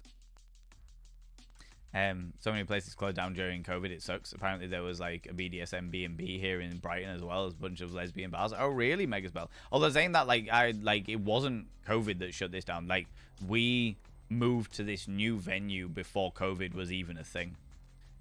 Before COVID was even a thing.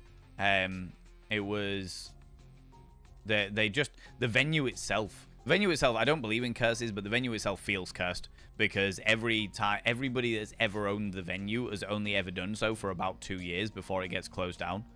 And they have, like, really popular nights and then it gets closed down for something or other.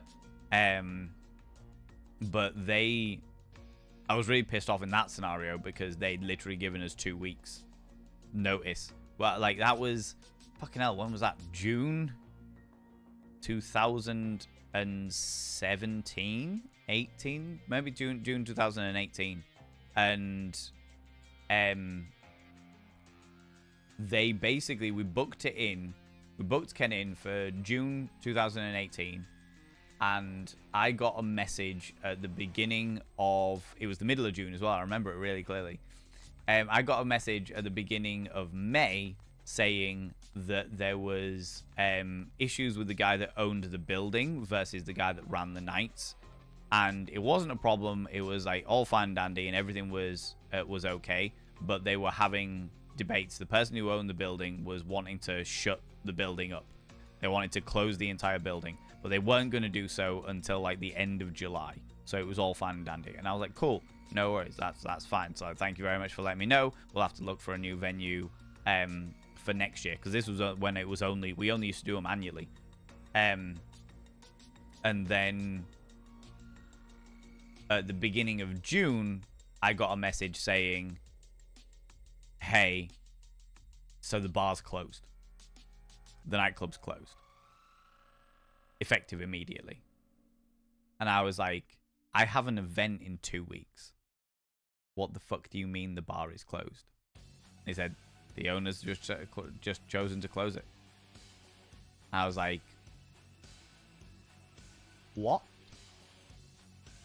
So that was a delightfully stressful time as well. I ended up ringing around all the venues in Hull, asking whether they would do it. This place said they would, and then I paid for a taxi to run from the old venue to the new venue. It cost me like 400 quid, 500 quid to literally have the taxi driver there all night from 8 p.m.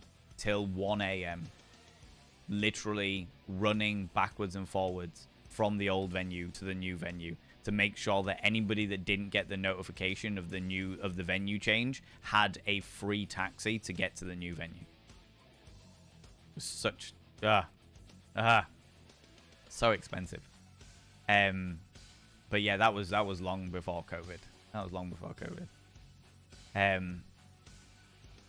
As someone who did stage crew for 8 to 9 years, rigging everything from a sound system to lighting, that sounds monumentally frustrating. Yeah. I don't know what the situation was, and to be honest with you, Shade Secrets, at that time, I didn't care.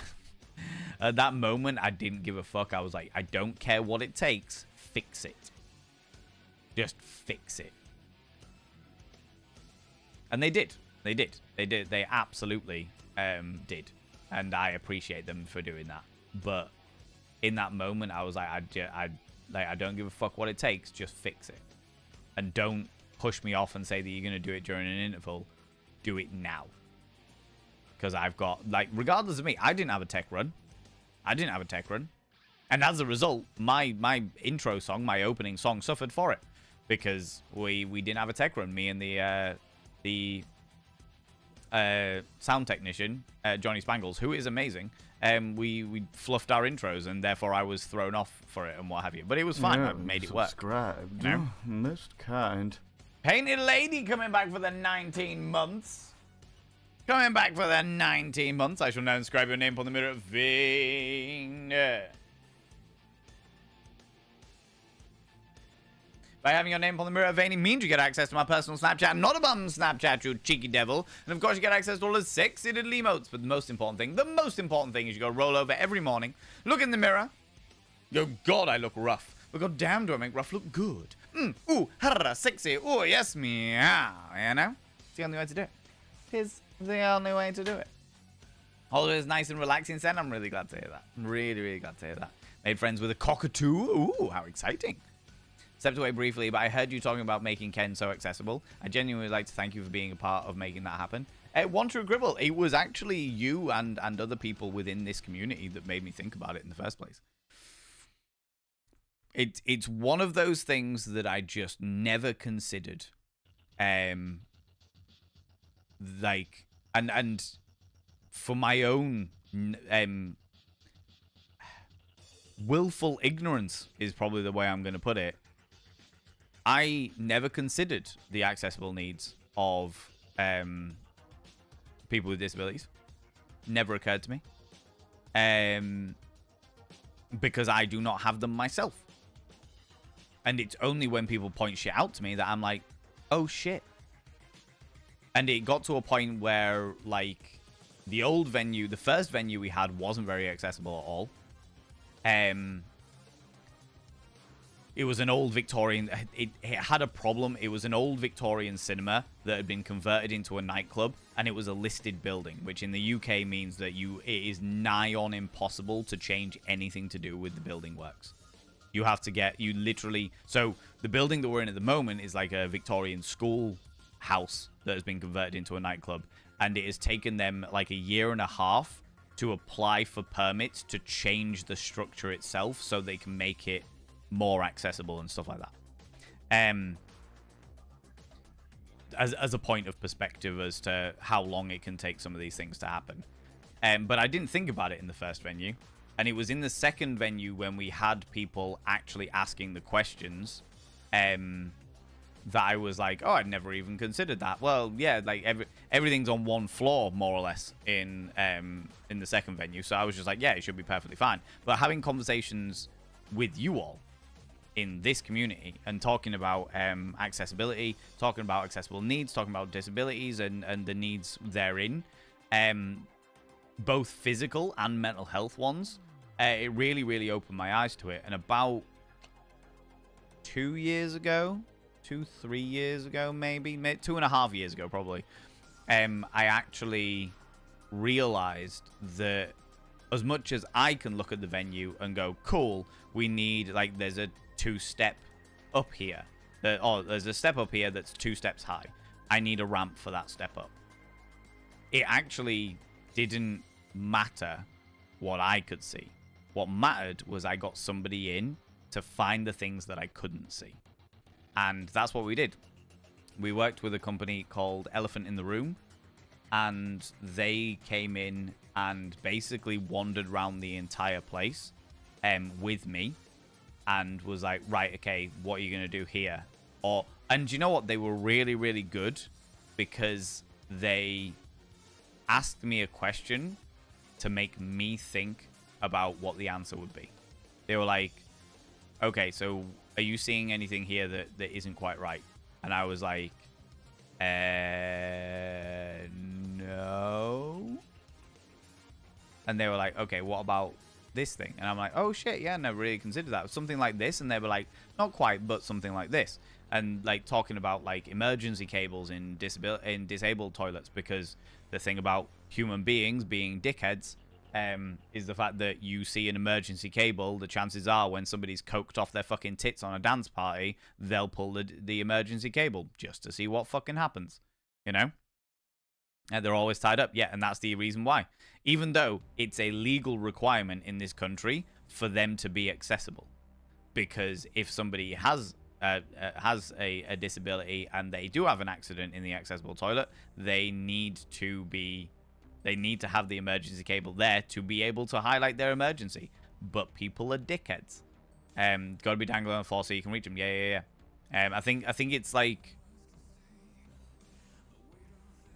if I remember correctly, the regulation is it has to hang about an inch off the floor so that it doesn't pick up any germs or anything like that, but it is accessible for anybody that might need it. Or something like that. I can't remember the exact regulations, but yeah, they need to be tied down. But things like that, I never even considered it. Because why would I look up like that in a toilet? Why would I look up to the roof in the toilet? Do you know what I mean? Like little things like that. But this is the reason why we got somebody in specifically to be like, right, find the things that I can't find.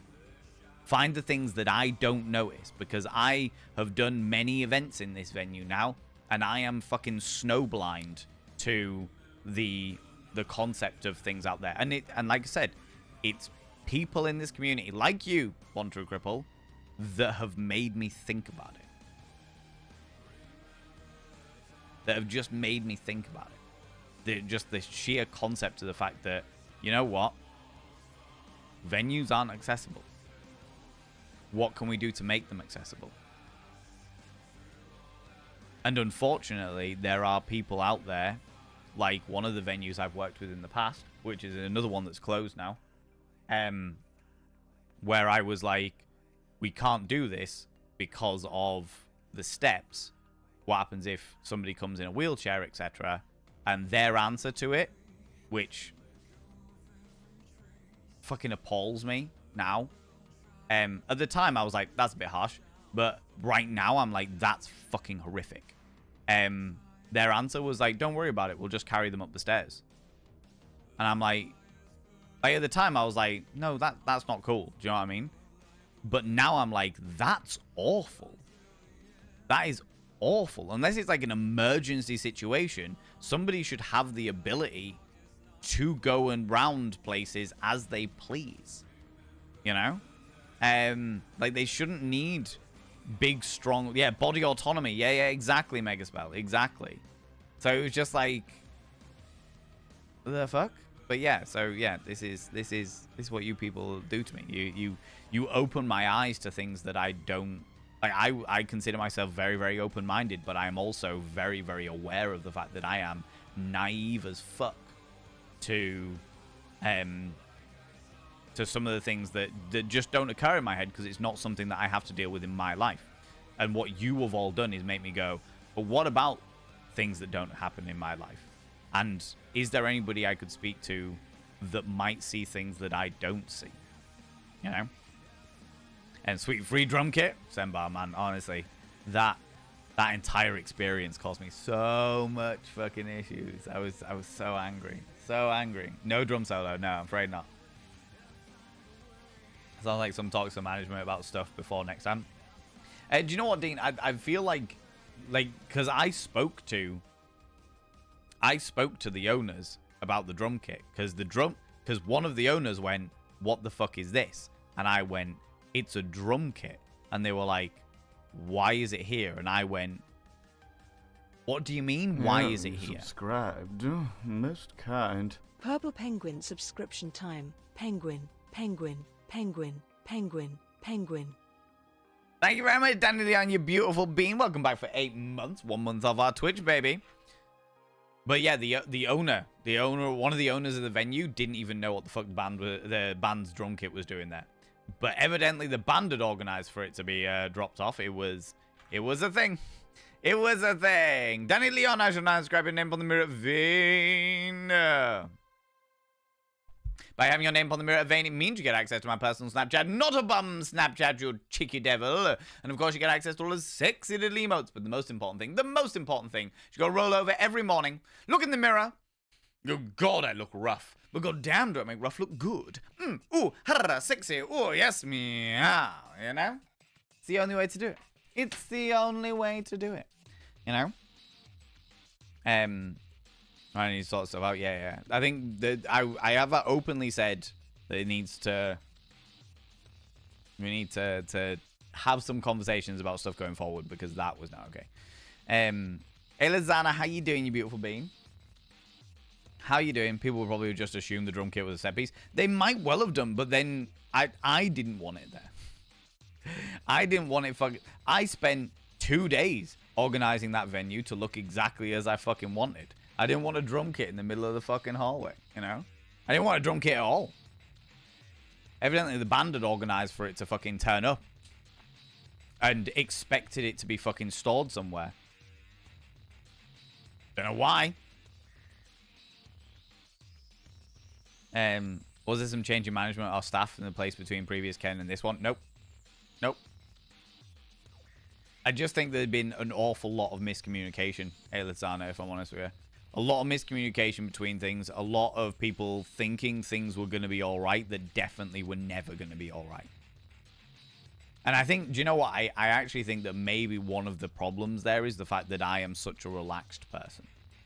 Because 9 times out of 10, because 99 times out of 100, I'm pretty chill about everything. I'm like, yeah, don't worry, we'll make it work. Yeah, it'll be fine, it'll be all right, it'll be okay. But the 1% of the time that I am not okay with something, I am not okay with it. Under any fucking circumstances. And this was one of the lines that I was not okay with under any fucking circumstances.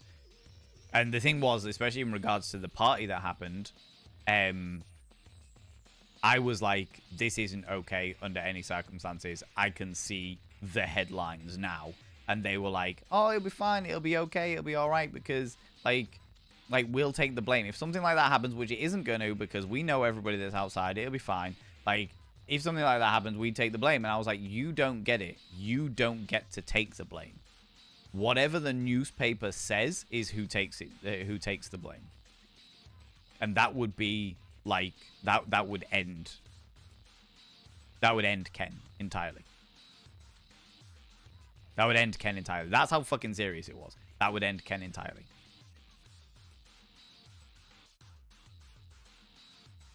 It would not fucking happen ever again. Do you know what I mean?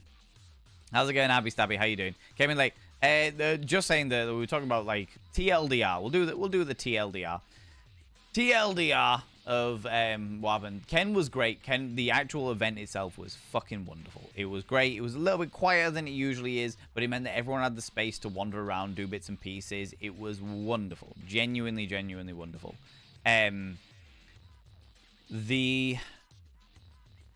There were, in the build-up to opening the doors, there were a few stresses. I got there at 5:30, and there was a party happening in the courtyard area that we had no knowledge of, and we were needed to go and set up. There was technology that wasn't plugged up that should have been plugged in. There were issues with all kinds of little bits and pieces. There was drum kits arriving as we were meant to be opening the doors for a wedding that was happening the following day that nobody fucking knew about. It was just a lot of things that were occurring to the point where I got angry enough to leave and go sit in the van for a while just to fucking cool down. And Abby, you've known me for a real long fucking time. How often have you seen me angry? Do you know what I mean? Probably because I wasn't there this time. Definitely Abby Stabby. Although I hear that the gig was great. I hear that the orchestra was fucking wonderful. So I hope you had a wonderful time. Hope you had a really, really wonderful time. Ladies and gentlemen, and all genders outside and between, Semba Flay has redeemed the praise the mods because you are the best mods. It is very, very true. It is very, very true. If you are here, people, please throw out some mod loves in the channel.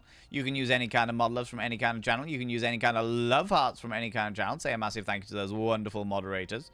Those glorious individuals. I appreciate them very, very much. Mods, you are glorious and wonderful. I thank you so much for all that you do, both in this channel and out in the Discord and what have you. I really appreciate it.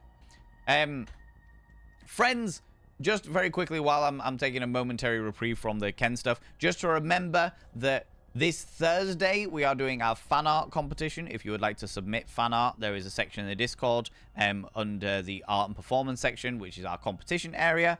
If you would like to do fan art of myself, of the community, of any of our wonderful little trolls, of anything that goes on that you enjoy and shit like that, you're more than welcome to. On Friday, we are doing an extra stream. We're doing an extra stream on Friday because Friday is the 5-year anniversary of the first day that I started streaming ever. And literally 5 years ago on Friday, I pressed go live for the first time. So we'll be doing some community stuff. We'll be doing some community games and things. We'll be watching some really old clips from back in the day, doing a little bit of nostalgia, that kind of thing. I want it to be a nice chill time because I don't have the fucking energy. I don't have the energy for our usual chaotic parties, you know?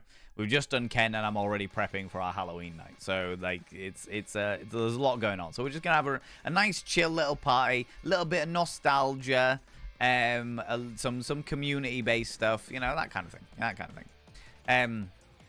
And then on Sunday is the postponed movie night. We were going to do it yesterday, but I did a surprise little get-together for Chunk for his 40th birthday yesterday. So I postponed it to this Sunday. This Sunday, 8 p.m. BST, in the Discord, we are going to be watching The Mummy Returns. The Mummy Returns. Oh, you followed me. Ooh, thank you very much, little Kale. Stalker. Thank you very much for the follow, you beautiful individual. I don't like to call people out just in case they're lurking, but you're very welcoming. You're very, very welcoming. If you would like to continue lurking, you're welcome. If you would like to say hello, you're also welcome, you know? The Bisexual Classic, most certainly. That's one of the reasons why I'm doing it, if I'm honest with you, Happy Savvy. One of the reasons why I'm doing it. Regarding Ken being important for me, it was the start of the process ending with my move of Scotland. Oh, really? That helped me to shake off the burnout and recover who I am. That and spending an awesome weekend with certain Pixie Bomb. Little oh, stalker. Dean, that's amazing. I'm not lurking. Welcome on in. Thank you very much for the follow, by the way, you beautiful bean. Is it Mizey? Is it Mizey Mouse? Is that how you pronounce your name? Welcome on in. How's it going? And Moonblade Scar. Hello. How you doing? Thank you very much for the follow as well. I appreciate it. Mish Mouse. I will try my very, very best to remember that, Mish Mouse. I'll try my very best to remember. But welcome on in. Welcome on in. How you doing? How's it going? That's really cool, Dean. That's so fucking cool. Thank you very much for sharing that. I really appreciate it. It's amazing what you do for people, and I'm happy that you bring such joy to the world. Fish pancakes, it's something that I don't really pay attention to much most of the time. I just want to run a night. Do you know what I mean? I want to run a big erotic cabaret where people can feel fucking phenomenal. I don't really think about the further emotional consequences or not consequences, the further emotional rewards or the way it affects people. And when people like tell me about their stuff, I genuinely get shocked. I'm like, oh my fucking god! Like I was just running this night because I really wanted somewhere that people could really embrace their erotic selves. I never even considered the fact that it could help people with their self-image. It could help people with their self-confidence. It could help people get over some really tough and emotional times, you know? Never even considered that, you know? It's wild to me. Wild to me. Visited that one in 2018. Shame to hear it's gone away. Yeah. That's a shame. That's a shame. Painted Lady, how you doing? As an FYI, the main stage lights are on an American frequency, which is why I did mad dashing about during your first song. Oh. Okay. Rach, if you could, if you're still here, Rach, if you're still here, if you could drop me a message either in the Discord or wherever, or text me, because I know you got my number, and just let me know what you mean by that so that I can be aware of it in the future, I would really appreciate it. I'd really appreciate it. They should make venues that don't suck, in my opinion. I agree. I agree. This one's actually a really, really good venue. It just needs a little TLC here and there, you know. And the people that own it let us do what we want, and that is rare. That is rare that you can go into a venue and be like, I want a big scaffolding bar put up here because we're going to hang 4-meter long curtains. You know what I mean? Like, that shit doesn't... You don't get that anywhere. You don't fucking get that anywhere. So I have a lot of time and love for the venue owners, but yeah, there was certain miscommunications that happened this time around that we need to make sure don't happen again in the future. You know, you're making you tear up, want to cribble. You deserve it. You deserve all those emotions, baby. All of the emotions. There was a hotel here that recently burnt down. Apparently, it was one of those ones that couldn't be changed around without a lot of permits. So they're always tied up. Oh, Megaspell, I've heard about shit like that happening. I have heard about shit like that happening. It happened actually amusingly to the venue that we started Ken in. A Japanese company took it over to make it into a nightclub. Decided they didn't like, there was a giant dome on top of it, and they decided they didn't like the dome, so they removed the dome to take it to the trash. And they ended up legally having to put the dome back on. They spent like £1 million removing the dome and then reconnecting the dome because they didn't get the permits for it. And then they sold the place, and they were just like, yeah, we've spent all of our fucking budget doing that and then putting it back on again, and now we don't have any money to do the place up to actually be a nightclub again. Fucking wild, you know. Right, I'm gonna skip down a wee bit, friends, because I'm way behind in the chat, as per usual. As per usual. I think I'm gonna say, what exactly do you prevent drunks yanking on the emergency cat? There's nothing you can do, Nick Soy. There's nothing you can do other than tying the emergency cord. So we're talking about emergency cords in accessible toilets, toilets for disabled people. They legally need to be able to hit the floor, because if somebody does have an accident and does fall over, they need to be able to grab the emergency cord to let people know that they are they're in an emergency situation. However, because human beings are selfish pricks for the vast majority of the time, there will always be one person that tries to pull the emergency cord. So you will often find, especially in nightclubs in variety, you get people that they'll tie up the emergency cord out of reach of people so that people can't rag it in a non-emergency. But as a result, there's no emergency cord for there's no emergency cord for people that might need it, you know. Joe Bonanza, welcome on in. How's it going? Human beings are assholes, all of them, even my own brother. Happens with an awful lot of parental figures, Yeah, you know? subscribed.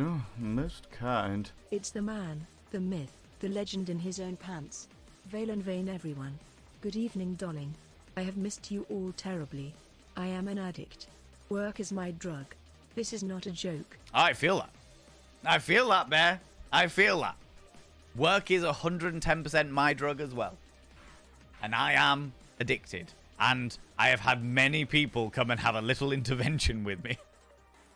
Bear, I shall now inscribe your name on the mirror vein. By having your name on the mirror vein, it means you get access to my personal Snapchat. Not a bum's... Excuse me. Not a bum Snapchat, you cheeky devil. And of course, you get access to all the sexy little emotes. But the most important thing, you gotta roll over every morning, look in the mirror, go, God, I look rough. But go, damn, do I make rough look good? Ooh, harra, sexy. Oh, yes, meow. You know? You know? I'm gonna whip down a wee bit. Being carried in lieu of accessibility is insulting to us disabled folks. I'm not even vaguely surprised. Like, at the time, I was like, it's not cool. And now I'm like, this is awful. You know? I was knew about sexism and harassment and stuff, but it wasn't until I was presenting Femme that I was able to understand the extent of it and how crazily prevalent it was everywhere. Yeah. It's wild to me. It's really wild to me. And especially, like I'm going back through, like, old black and white movies now. And, like... what my latest thing that I'm doing to sort of like just calm down and like take some time for myself and like spend some time not working, because as me and Bear are the same, like that whole dynamic of like overworking and stuff is a real problem for me. So I'm trying to take like an hour a day to watch like an old black and white horror movie. And as I mentioned a little while ago, one of the movies I've been watching recently was The Wolfman, the 1941 version of The Wolfman, and the hero in that, like there's an entire scene where he's spying on a woman through her bedroom window and then goes in pretending to be a psychic, describing all of the things that she's got in her room. And then he's like, we should go out together. I'll pick you up at 8. And she's like, no. And he goes, I'll pick you up at 8. And he's like, no. And she says no like 4 or 5 times. And he's like, I'll be here. And then he turns up, even though she's adamant about saying no. She even says to him that she's engaged and has somebody else, and she's been engaged for a long time. They're due to get married, and he's like, oh well, and just sees it as a challenge. And I'm like, the fuck is this? The fuck is this? It was just yeah, frustrating. Had to use a wheelchair in a hospital and discovered it was a push only. It was a huge eye opener. I had to rely on others when I could have wheeled myself where I needed to go. Oh yeah, that's awful. Those ones where the wheels are not designed for somebody to push themselves. Yeah. She caught me, sir. She did indeed, Dean. How do you feel about that? Feel good? Feel wonderful? Feel powerful? Always surprised Snapchat is still going wherever I hear it. Oh yeah, it's still going. And do you know what? They're doing some revampy stuff in Snapchat at the moment. I don't know whether it'll ever take off, but they're doing some revampy stuff in Snapchat. I still get a fuck ton of porn bots on it though, you know. It was a truly transcendent time. I'm really glad to hear that, Abby Stabby. Really glad to hear that. Fan art, you said? Yeah, so we're doing a fan art competition. I used to get submissions of fan art like all the time from the community because you people are talented fuckers. You're beautiful and amazing.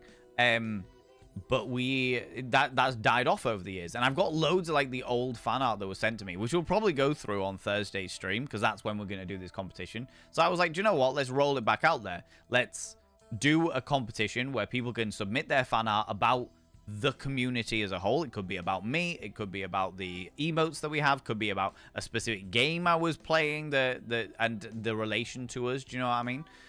And it could be any of those things. And what I'll do is I'll put them all out there, we'll go through them all and have a look at them all, and then I'll get the community to vote on which one they like the best, and the one that wins I will spread all over my social media. So it'll be on Instagram, it'll be on TikTok. I'll make a TikTok out of it, which, might I add, TikTok has been going wild. I hit 69,000 followers and made a TikTok about it. I hit 69,000 followers the day before Ken. I think I'm at like 71 now or something like that. It's pretty fucking mad. So thank you very much to all those people that do stuff on TikTok. I really appreciate it. Definitely lack of mini cocktail sausages and cheese and pineapple chunks on your spiky corset to sustain everyone because all the shenanigans this time around. Yeah, right. Exactly. I wanted to ask what falls under art. Good question, Semba. I'm happy with any kind of art. So if it's digital art, I'm happy with that. If it's physical art in regards to like painting and what have you, I'm happy with that. If it's sculpting, I'm happy with that. I'm more than happy. I have made this as open-ended as possible because at the end of the day, just because like it's an art competition doesn't mean that we should quell it. I'm going to put it out to the community anyway, and whoever like it's going to be the community that vote on which one that they like the most, and that will be submitted. So it is very, very open-ended. What I will say, the rules and regulations, it has to be an image of something. So whether it's a photograph of something, whether it's a digital art, like a photograph of a physical object if somebody's sculpted something or what have you, if it's digital art and they've made it that way, or it's like a painting and a photograph of a painting or what have you, that's fine. I don't want people like submitting interpretive dance, because as much as I will genuinely enjoy that, it will make everything a little bit confusing. So it needs to be art in the traditional sense, not in the performing art sense. Okay? Physical art, not performing art. There we go. That's the one. Next time I have more cheese cubes. Yeah, right? Saying that, the Lilia really went out with the canapes this time. Went all out for the canapes. It was wild. Do you know what I mean? Let me scroll down there. You're here. Fantastic. No, it's true. The first time I went to Ken was like truly finally got to be the goth queen that I wanted to be as a young person. I felt phenomenal each subsequent time. Last time I fully embraced the kinky outfit I always wanted to try. Bless you. Bless you all. Love Mother Superior. I like it. Oh, do you know what, Abby Stabby? You would have fucking loved our headline. Did you see who was headlining? Did you see who was headlining Ken this year? Oh, the thingy. Been nominated for a film. What? That's amazing, Rich. That's absolutely phenomenal. You didn't? Please allow me. That one?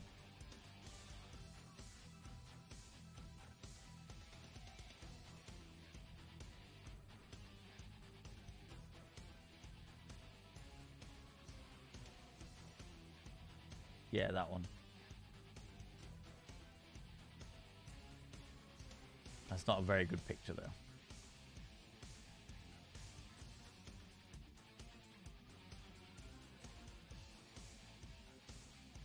That, however, is.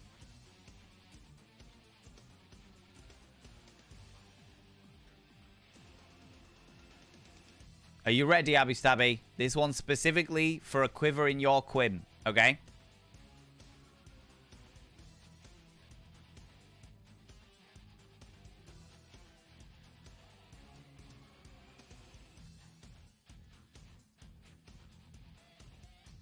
This is Virgin X. They were phenomenal. They were absolutely fucking phenomenal. Yeah, they were really, really good.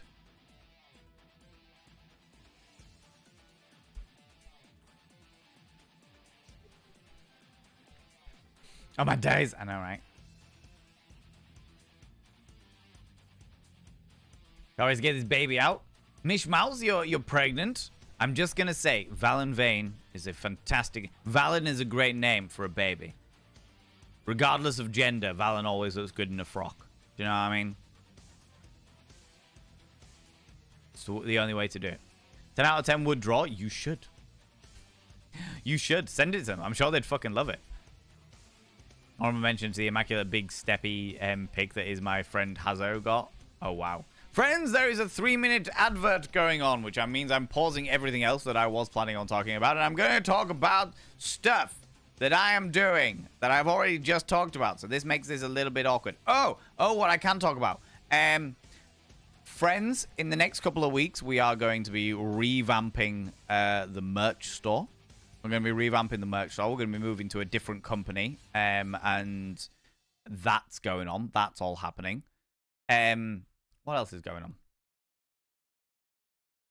So we're going to have a new merch store. Don't forget that every Monday in October, we are doing a Mythical Mondays deep dive. So every Monday, we're going to be doing a different spooky creature, and we're going to be looking at the origins of that spooky creature. So the 1st of October... Oh, no. The 2nd of October, the first Mythical Mondays, we're going to be looking at the origin stories of vampires.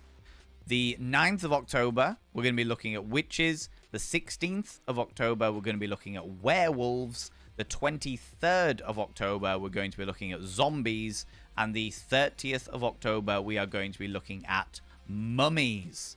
So we're going to be deep diving the origin myths of these creatures and why they are portrayed the way they are today. Okay? So we're going really deep dive into these mythical horror creatures, okay?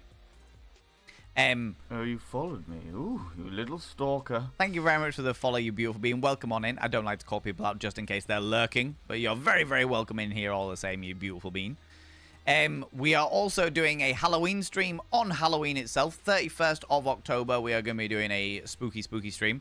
It will be... I will do my normal stream during the day, and then I will do an extra stream on the evening that will be the Halloween party. So I'm going to do my normal stream 1 p.m. till 5 p.m. And then I'll do another stream at 7 p.m. till like 10 p.m. or what have you. All right? That is going on there. Okay? What else is happening? This Sunday, October the 1st, we've got our movie night where we're going to be watching The Mummy Returns. That's actually the postponed version of the September's movie night. But that'll be in the Discord at 8 p.m. BST. And then we are doing our Halloween movie night double bill on October the 22nd in the Discord at 8 p.m. BST. We are going to be watching The Nightmare Before Christmas and Interview with the Vampire. Those are the ones we're going to be watching. So it's going to be good. It's going to be good. We're going to have a real good time. We're going to have a real good time doing all the bits and pieces, you know? So, yeah, other than that, don't forget that we've got the fan art competition on Thursday. Don't forget we've got the Streamiversary party on Friday as an extra stream. I'm away the 6th to the 8th, and Devil's Night is on the October the 27th, which is the Halloween night that we do. It's a busy old time. It's a busy old time. And there we go. That's 3 minutes of adverts that people aren't going to miss out on and stuff like that. So that's just what's coming up in the bits and pieces. And while I'm at it, while I'm talking about it and talking about all the bits and pieces that are going on, and more specifically the bits and pieces that are happening right here today, I have to say, happy birthday to you. Happy birthday to you. Happy birthday, dear. It's Danny Chaos. Happy birthday to you.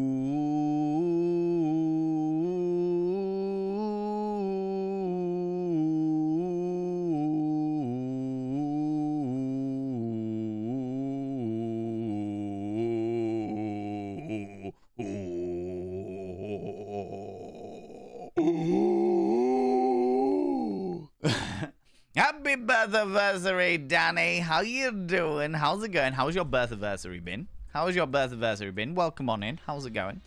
How's your birthday been? Did you do anything exciting over the weekend? Tell us all about it. Tell us all about it. Got some good news. Seeing your OG copy of the PS1 game of Discworld. Oh my lord, he put a deposit on it tomorrow. Sorry, Greenfire, that's amazing. We love to see it. We love to see it.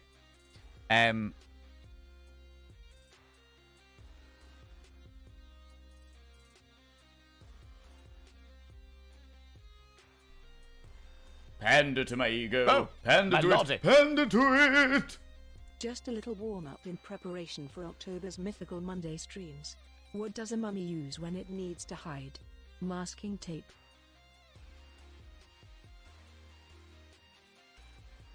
Oh my god. Oh my god.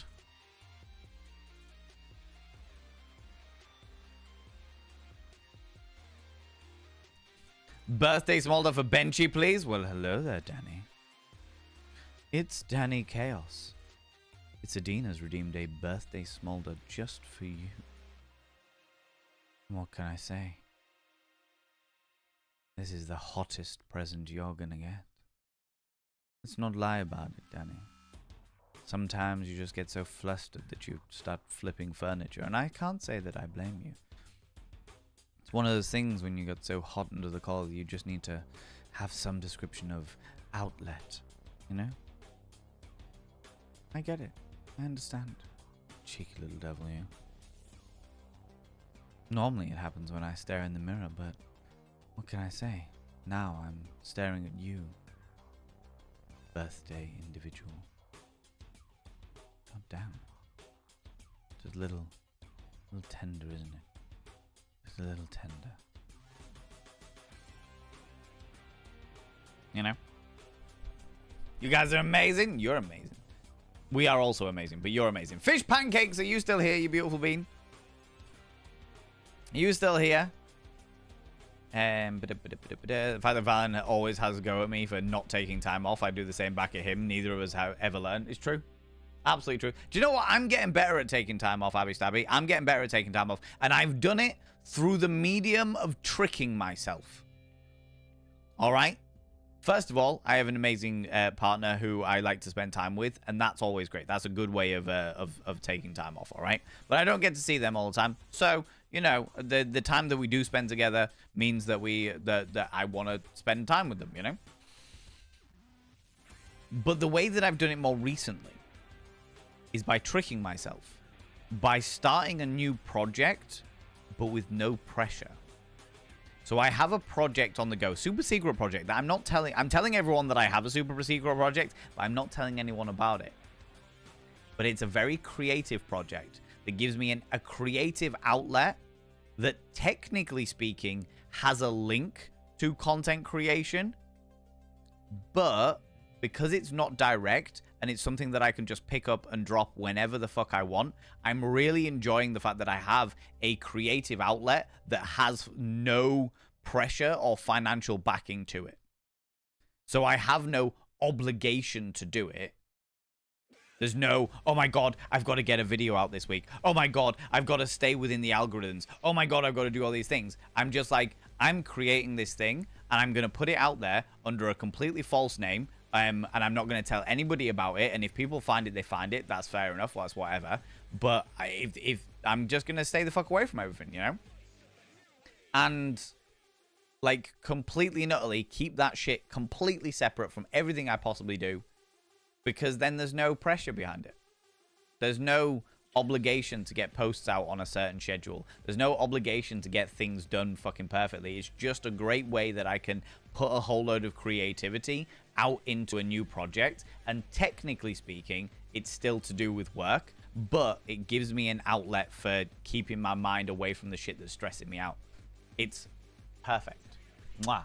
It's so good. It's so good. It's really, really helped me over the past couple of weeks. You know? Might be a bit of a random question, but oh, can I just double check? Fish Pancakes, you are here. Come here, you. What do you like claiming cheeky kisses, you cheeky individual? You waited 8 minutes for that. I appreciate you.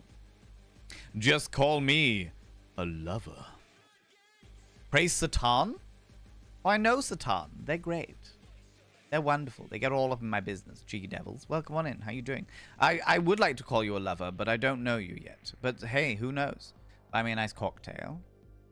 Maybe we could do it. It might be a bit of a random question, but is there much of a hypno kink scene, Munches, up north?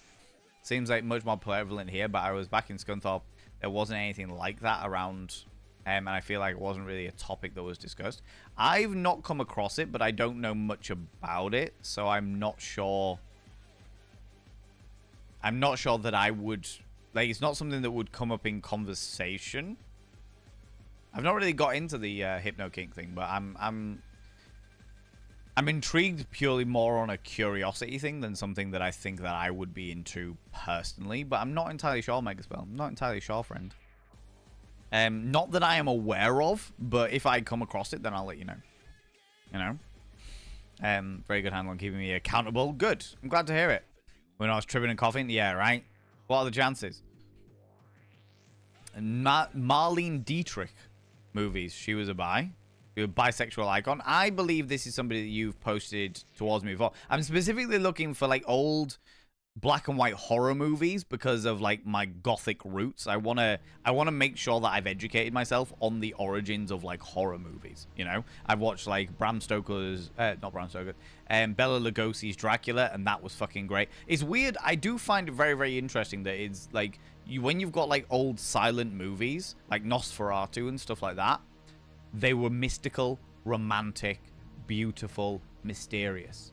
As soon as you start putting language in them, things get lechy. Things get lechy. Wolfman was a prime example of that. You know? I'd love some fan art for you, but unfortunately I don't have the time right now. Painted Lady, we are going to be doing... We'll be doing more of them in the future. I'm intending to do at least one fan art competition a month, and like I said, it doesn't have to be about me. It can be about the community. It can be about the emotes. It could be about games we play, whatever you fancy, you know. Can't wait for the fan art competition. Be interesting to see if anyone draws Monty. Yeah, exactly, right? And they have done in the past. We've got... I want to go through some of the old fan art and talk about that stuff, you know what I mean? Satanic circles to summon the demon. Shall the Jesus believers die? I mean, no. Why would you do that? Why would they do that? They don't give a shit about that. Why would we want to summon demons? God, they just take away so much fun. They're always about death and torture. And we're like, but hedonism, sex and fun, having a good time. You know? You know? Just saying. We're about pleasure, not pain. Well, pain in moderation, but still, you know. You know? Saying they celebrate friends, family, and indulgence. They do not advocate murder. It's true. It's very, very true. There's a whole thing we can go down there, but we're not going to, friends. I'm going to draw that line. Because I could well go into it. I could go well into the difference between the Church of Satan and the Temple of Satan. I could go well into the difference between how atheists decided they needed a religion in order to be able to pass laws on fundamentalist Christians, you know? And I'm not going to. I'm going to draw that line and be like, right, we're not going to do it. But I am going to talk about hedonism because it's great. You know? You know? The aestheticism. Exactly right. Exactly. Why are pleaser heels so freaking narrow? The taller the pleaser, the wider the heel gets. But they're designed to be like stilettos. Because it gives you a really nice angled calf. But they are, like, pleasers, especially if they... Heels that strap up the ankle are easier to walk in.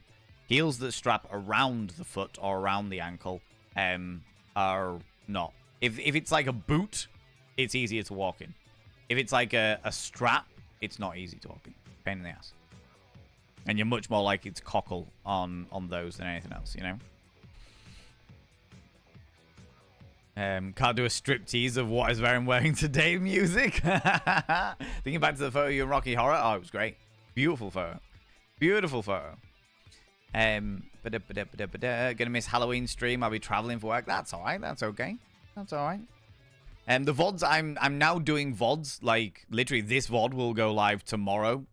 Like, all of the VODs we do now are going onto the YouTube VODs channel. Like, 24 hours after the stream itself. So I'm trying to keep on top of that as much as possible. But yeah, so this VOD will go live on the YouTube VODs channel tomorrow evening. Tomorrow's VOD will go live on Wednesday evening. Wednesday's VOD will go live on Thursday evening, etc., etc., etc. So yeah. Can't believe how quick September has gone. The entire year has gone pretty fucking quick, to be honest with you. It's been pretty intense. Chris Zink, how you doing? How's it going? Oh my god. Just all of the breast control. You know? All these beautiful people saying happy birthdays, Danny Chaos. Oh, you beautiful beans. Look at you all. Look at you all. Been so good taking out for breakfast by a wonderful friend. Went out for dinner with family. It's been really chill. Oh, I'm really glad to hear that, Danny. Really, really glad to hear that. These OG game discs are worth a lot of money. A lot of faffing around to get working from abandonware. Asari Greenfire, yes, but then you have to find a computer that still has a fucking disk drive. I have not had a fucking disk drive in years. Years and years and years and years and years and years, right? You guys are amazing. Aww. Trying to do the opposite. I procrastinate about work so much that I need to trick myself into working more diligently somehow. That's fair. That's fair. To be fair, I think the reason I've always been a very hard worker, but well, no, actually that's a lie. That's a lie. I've been a very hard worker with something that I feel passionate about. Performance, acting, being on stage, cabaret, events, I will slog my ass off. I literally, in university, I did 3 weeks of 18-hour days because I was like the technician for all of the performances. It was intense as fuck, but I loved it. I loved it so much, all right? But when it comes to other shit that I just didn't find any interest in, I was like, right, whatever, procrastination stations, let's go. Finding anything. And sometimes it was like monotonous work, but if I had something else that would engage my brain, then it was fine. Like I'd just have like a fucking audiobook in the background, and as I was copying and pasting shit into a fucking Excel spreadsheet or some bullshit, I was doing that. When it turned from passionate working into a workaholic was during the pandemic, because I used work, and very specifically content creation work, as a way of coping with the severe loneliness and the idea of feeling trapped. And so I went from working like 8-hour days to working 16-hour days. And then I'd have like a crash day where I just got too fucking intense. And then I'd crash out for a couple of days because I was so ill. And then I'd be back on it. You know? You know?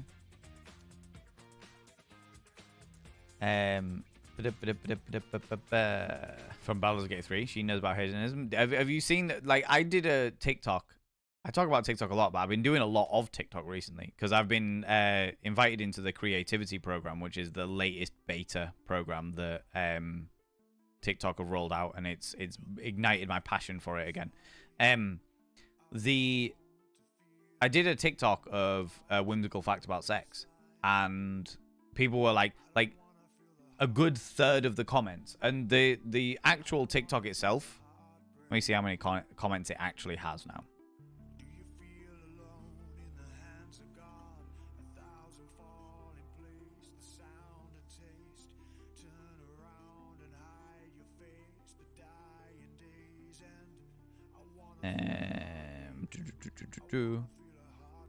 It's got 1,400 comments, nearly 1,500 comments, and a good third of them are the Gale one. Yeah, exactly. Like you sound like Gale from Baldur's Gate 3. You sound like Gale from Baldur's Gate 3, and I was like, I have got no idea who the fuck this is. I was very kindly bought Baldur's Gate 3 by a wonderful member of this community, and thank you very much to that member of this community. I won't call you out just in case you don't want me to. But I very kindly bought the copy, but I haven't had the chance to play it because, you know, Ken and all these other bits and pieces going on.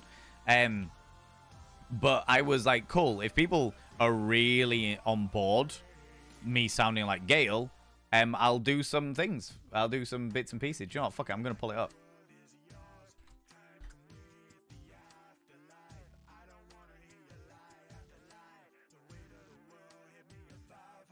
Woo!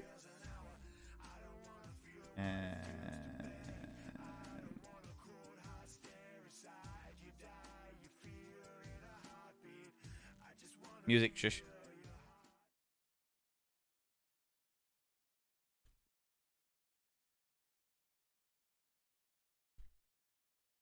I'll pull it up. Okay, you delightful individuals. So many of you in my previous video was like, oh my lordy, it's Gale from Baldur's Gate 3. That naturally I decided that I needed to do something in honor of it. Now, I will preface this by saying that I have not played Baldur's Gate 3. I own it. It was very kindly gifted to me by a viewer, which is very, very kind of them. But I have not played it myself. Okay? So I don't know anything about the characters. I don't know nothing about it. Like, I'm looking forward to playing it, but I haven't had the chance to play it yet. Okay? So let's give this a go. I know what it is to hunger.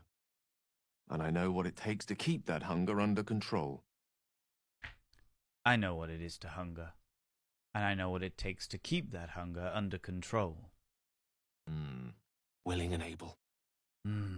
Willing and able. Out of the fire. Guess that makes me the frying pan. Out of the fire. Guess that makes me the frying pan. So there you go, friends. There's a little tidbit of stuff. There you go. There you go, friends. That's me doing Gale things that I found off the internet. That's me doing Gale voiceovers that I found off the internet. There you go. You know, Van describes ADHD, waiting for the day he realizes. I definitely have traits of ADHD. I'll openly admit that I definitely have traits of ADHD. For sure. For sure. You know? Viltrican, how you doing? External disk drives are a possibility. I know. I've heard about them. And I remember that laptops used to have external disk drives where you could plug the disk drive in.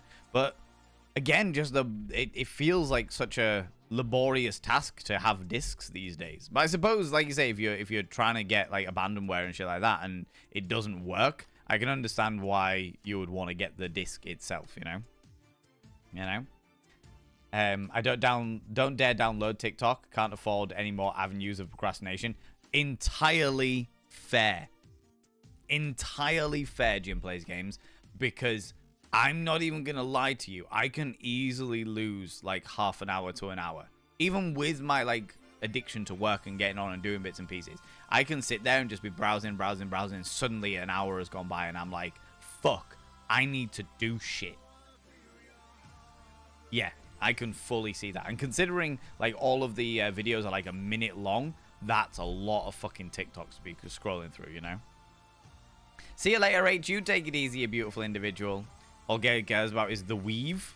I don't know what that means. I'm clueless. I genuinely don't know fucking anything about it. You know, Gale has an interesting use for mirror images. I know D&D well enough to know what the spell mirror image does. Obviously, I know that Gale is a wizard, but I only know that Gale is a wizard because people are like, oh my god, the wizard Gale. And I'm like, okay, now I know Gale is a wizard. Had no idea before that, you know? And with 2 times the smoldering, it's the same voice. Same dude. Same dude. Not for you, Valen. No external disk drives. You don't have the USB space. This is fucking true. Oh, Semba. Oh, you saw it all. You saw it all. Yeah, Kevin with spoilers. Thank you very much, Sen. Yeah. You should really play Baldur's Gate 3. Well, I'll tell you what. I'll put it, because it was bought by a member of the community, I'll put it in the vote.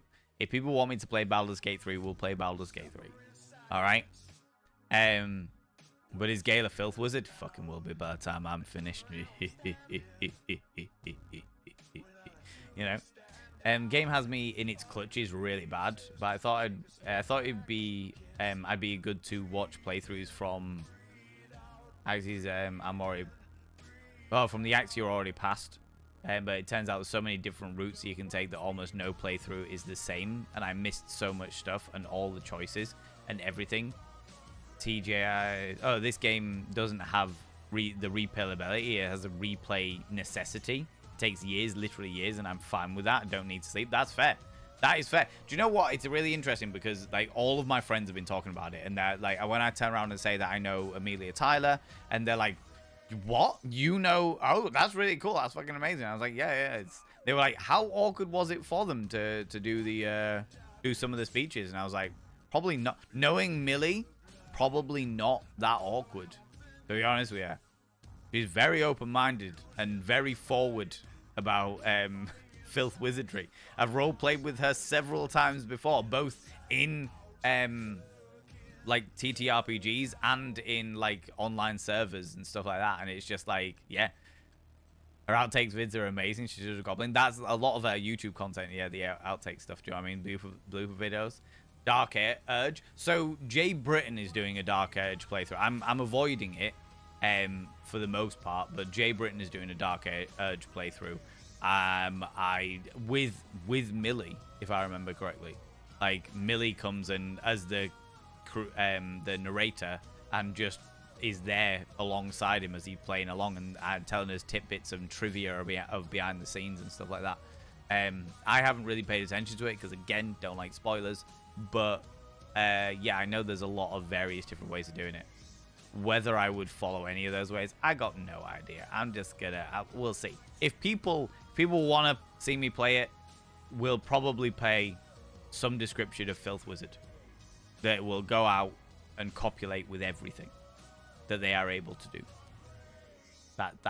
I'm committed to that. That's fine. Do you know what I mean? Jay does 2 different playthroughs already. I know that they're doing a playthrough, the Dark Edge playthrough when Millie's about, and then a non-Dark Edge playthrough called Optimus Prime, if I remember correctly. For those people that are wondering, because I forget this shit all the time, and I'm trying to remember, I'm trying to get better at it. If you are interested in some of my other social medias and bits and pieces, then they are there. Instagram, Twitter, TikTok is the one that I'm on a lot of at the moment. All those bits and pieces.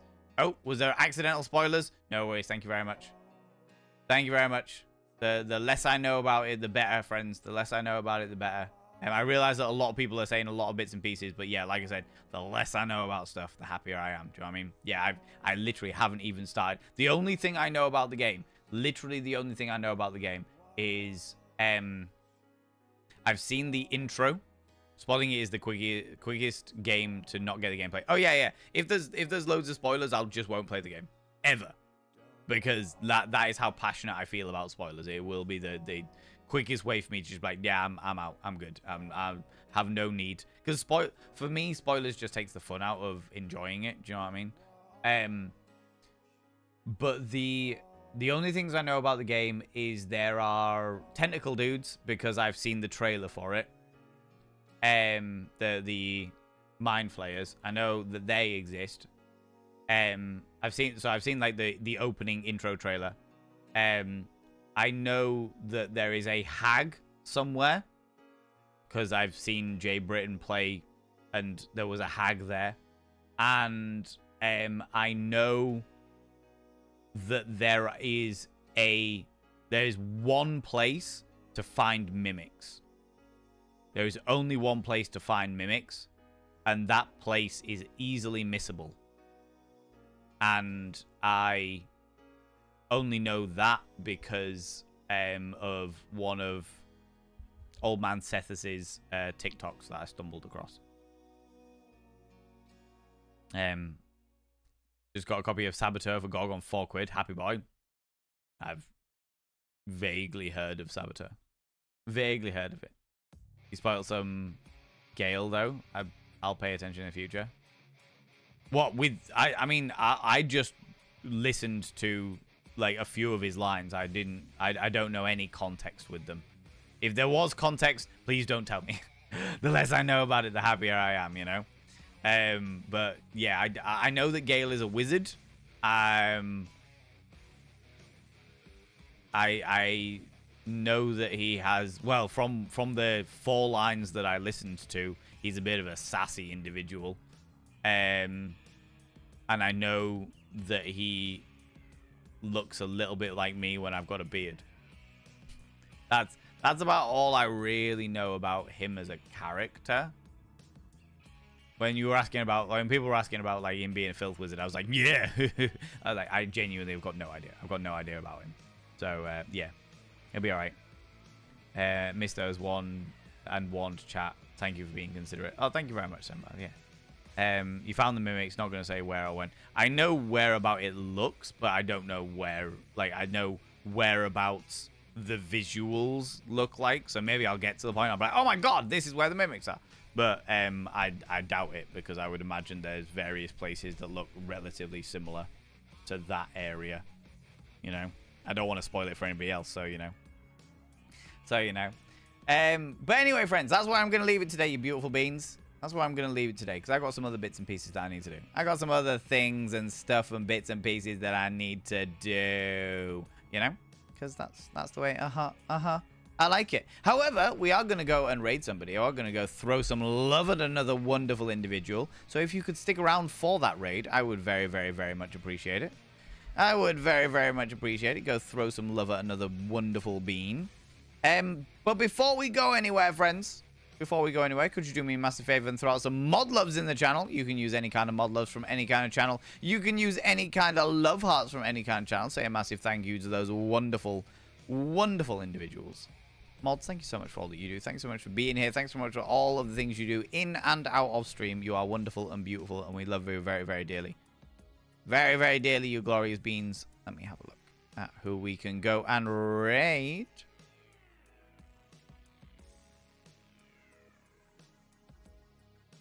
You're a good option.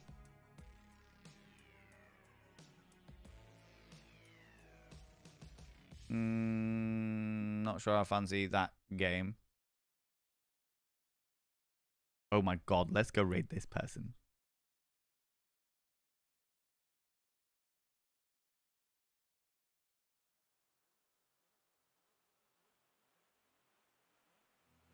Let me find out about this.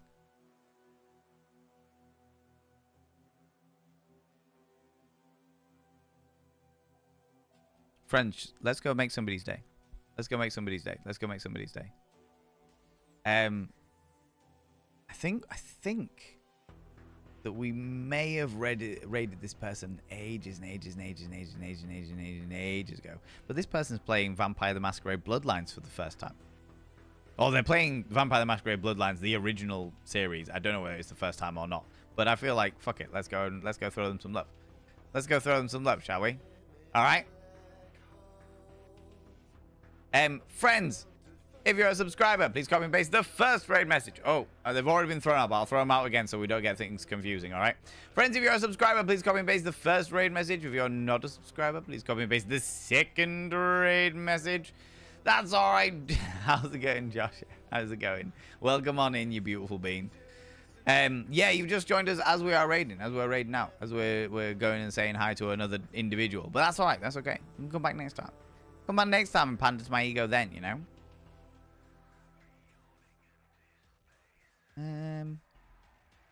Oh, this person's come back to streaming.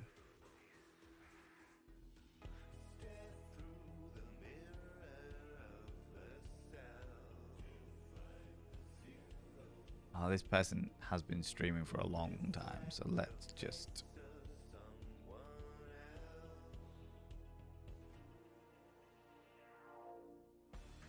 Okay, yeah, we'll do it. We'll do it. We're doing it. Let's do it.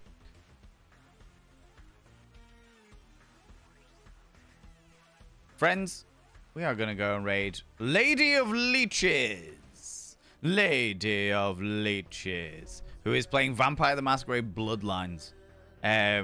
Because I fucking love this game. I absolutely fucking love this game. And it'd be nice to go and throw them some love. And hopefully make their day a little bit brighter and joyous and what have you. Do you know what I mean? Do you know what I mean?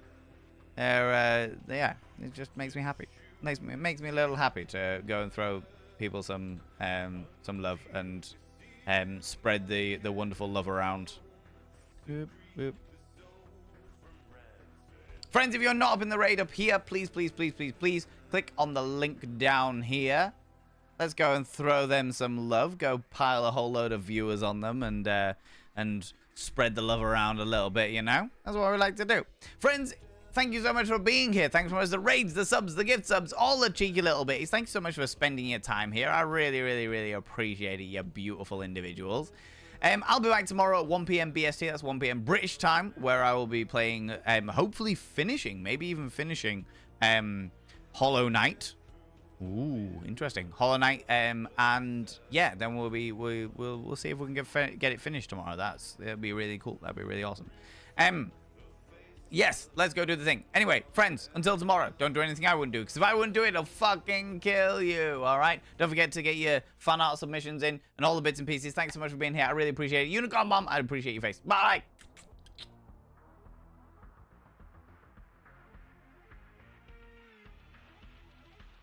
Costs a bit. Look who finally made Oh my it. god. Thought you'd never It's huge find me, raid. did you, sweetheart? Thank you so much, Valen Vane. I would never presume anything as a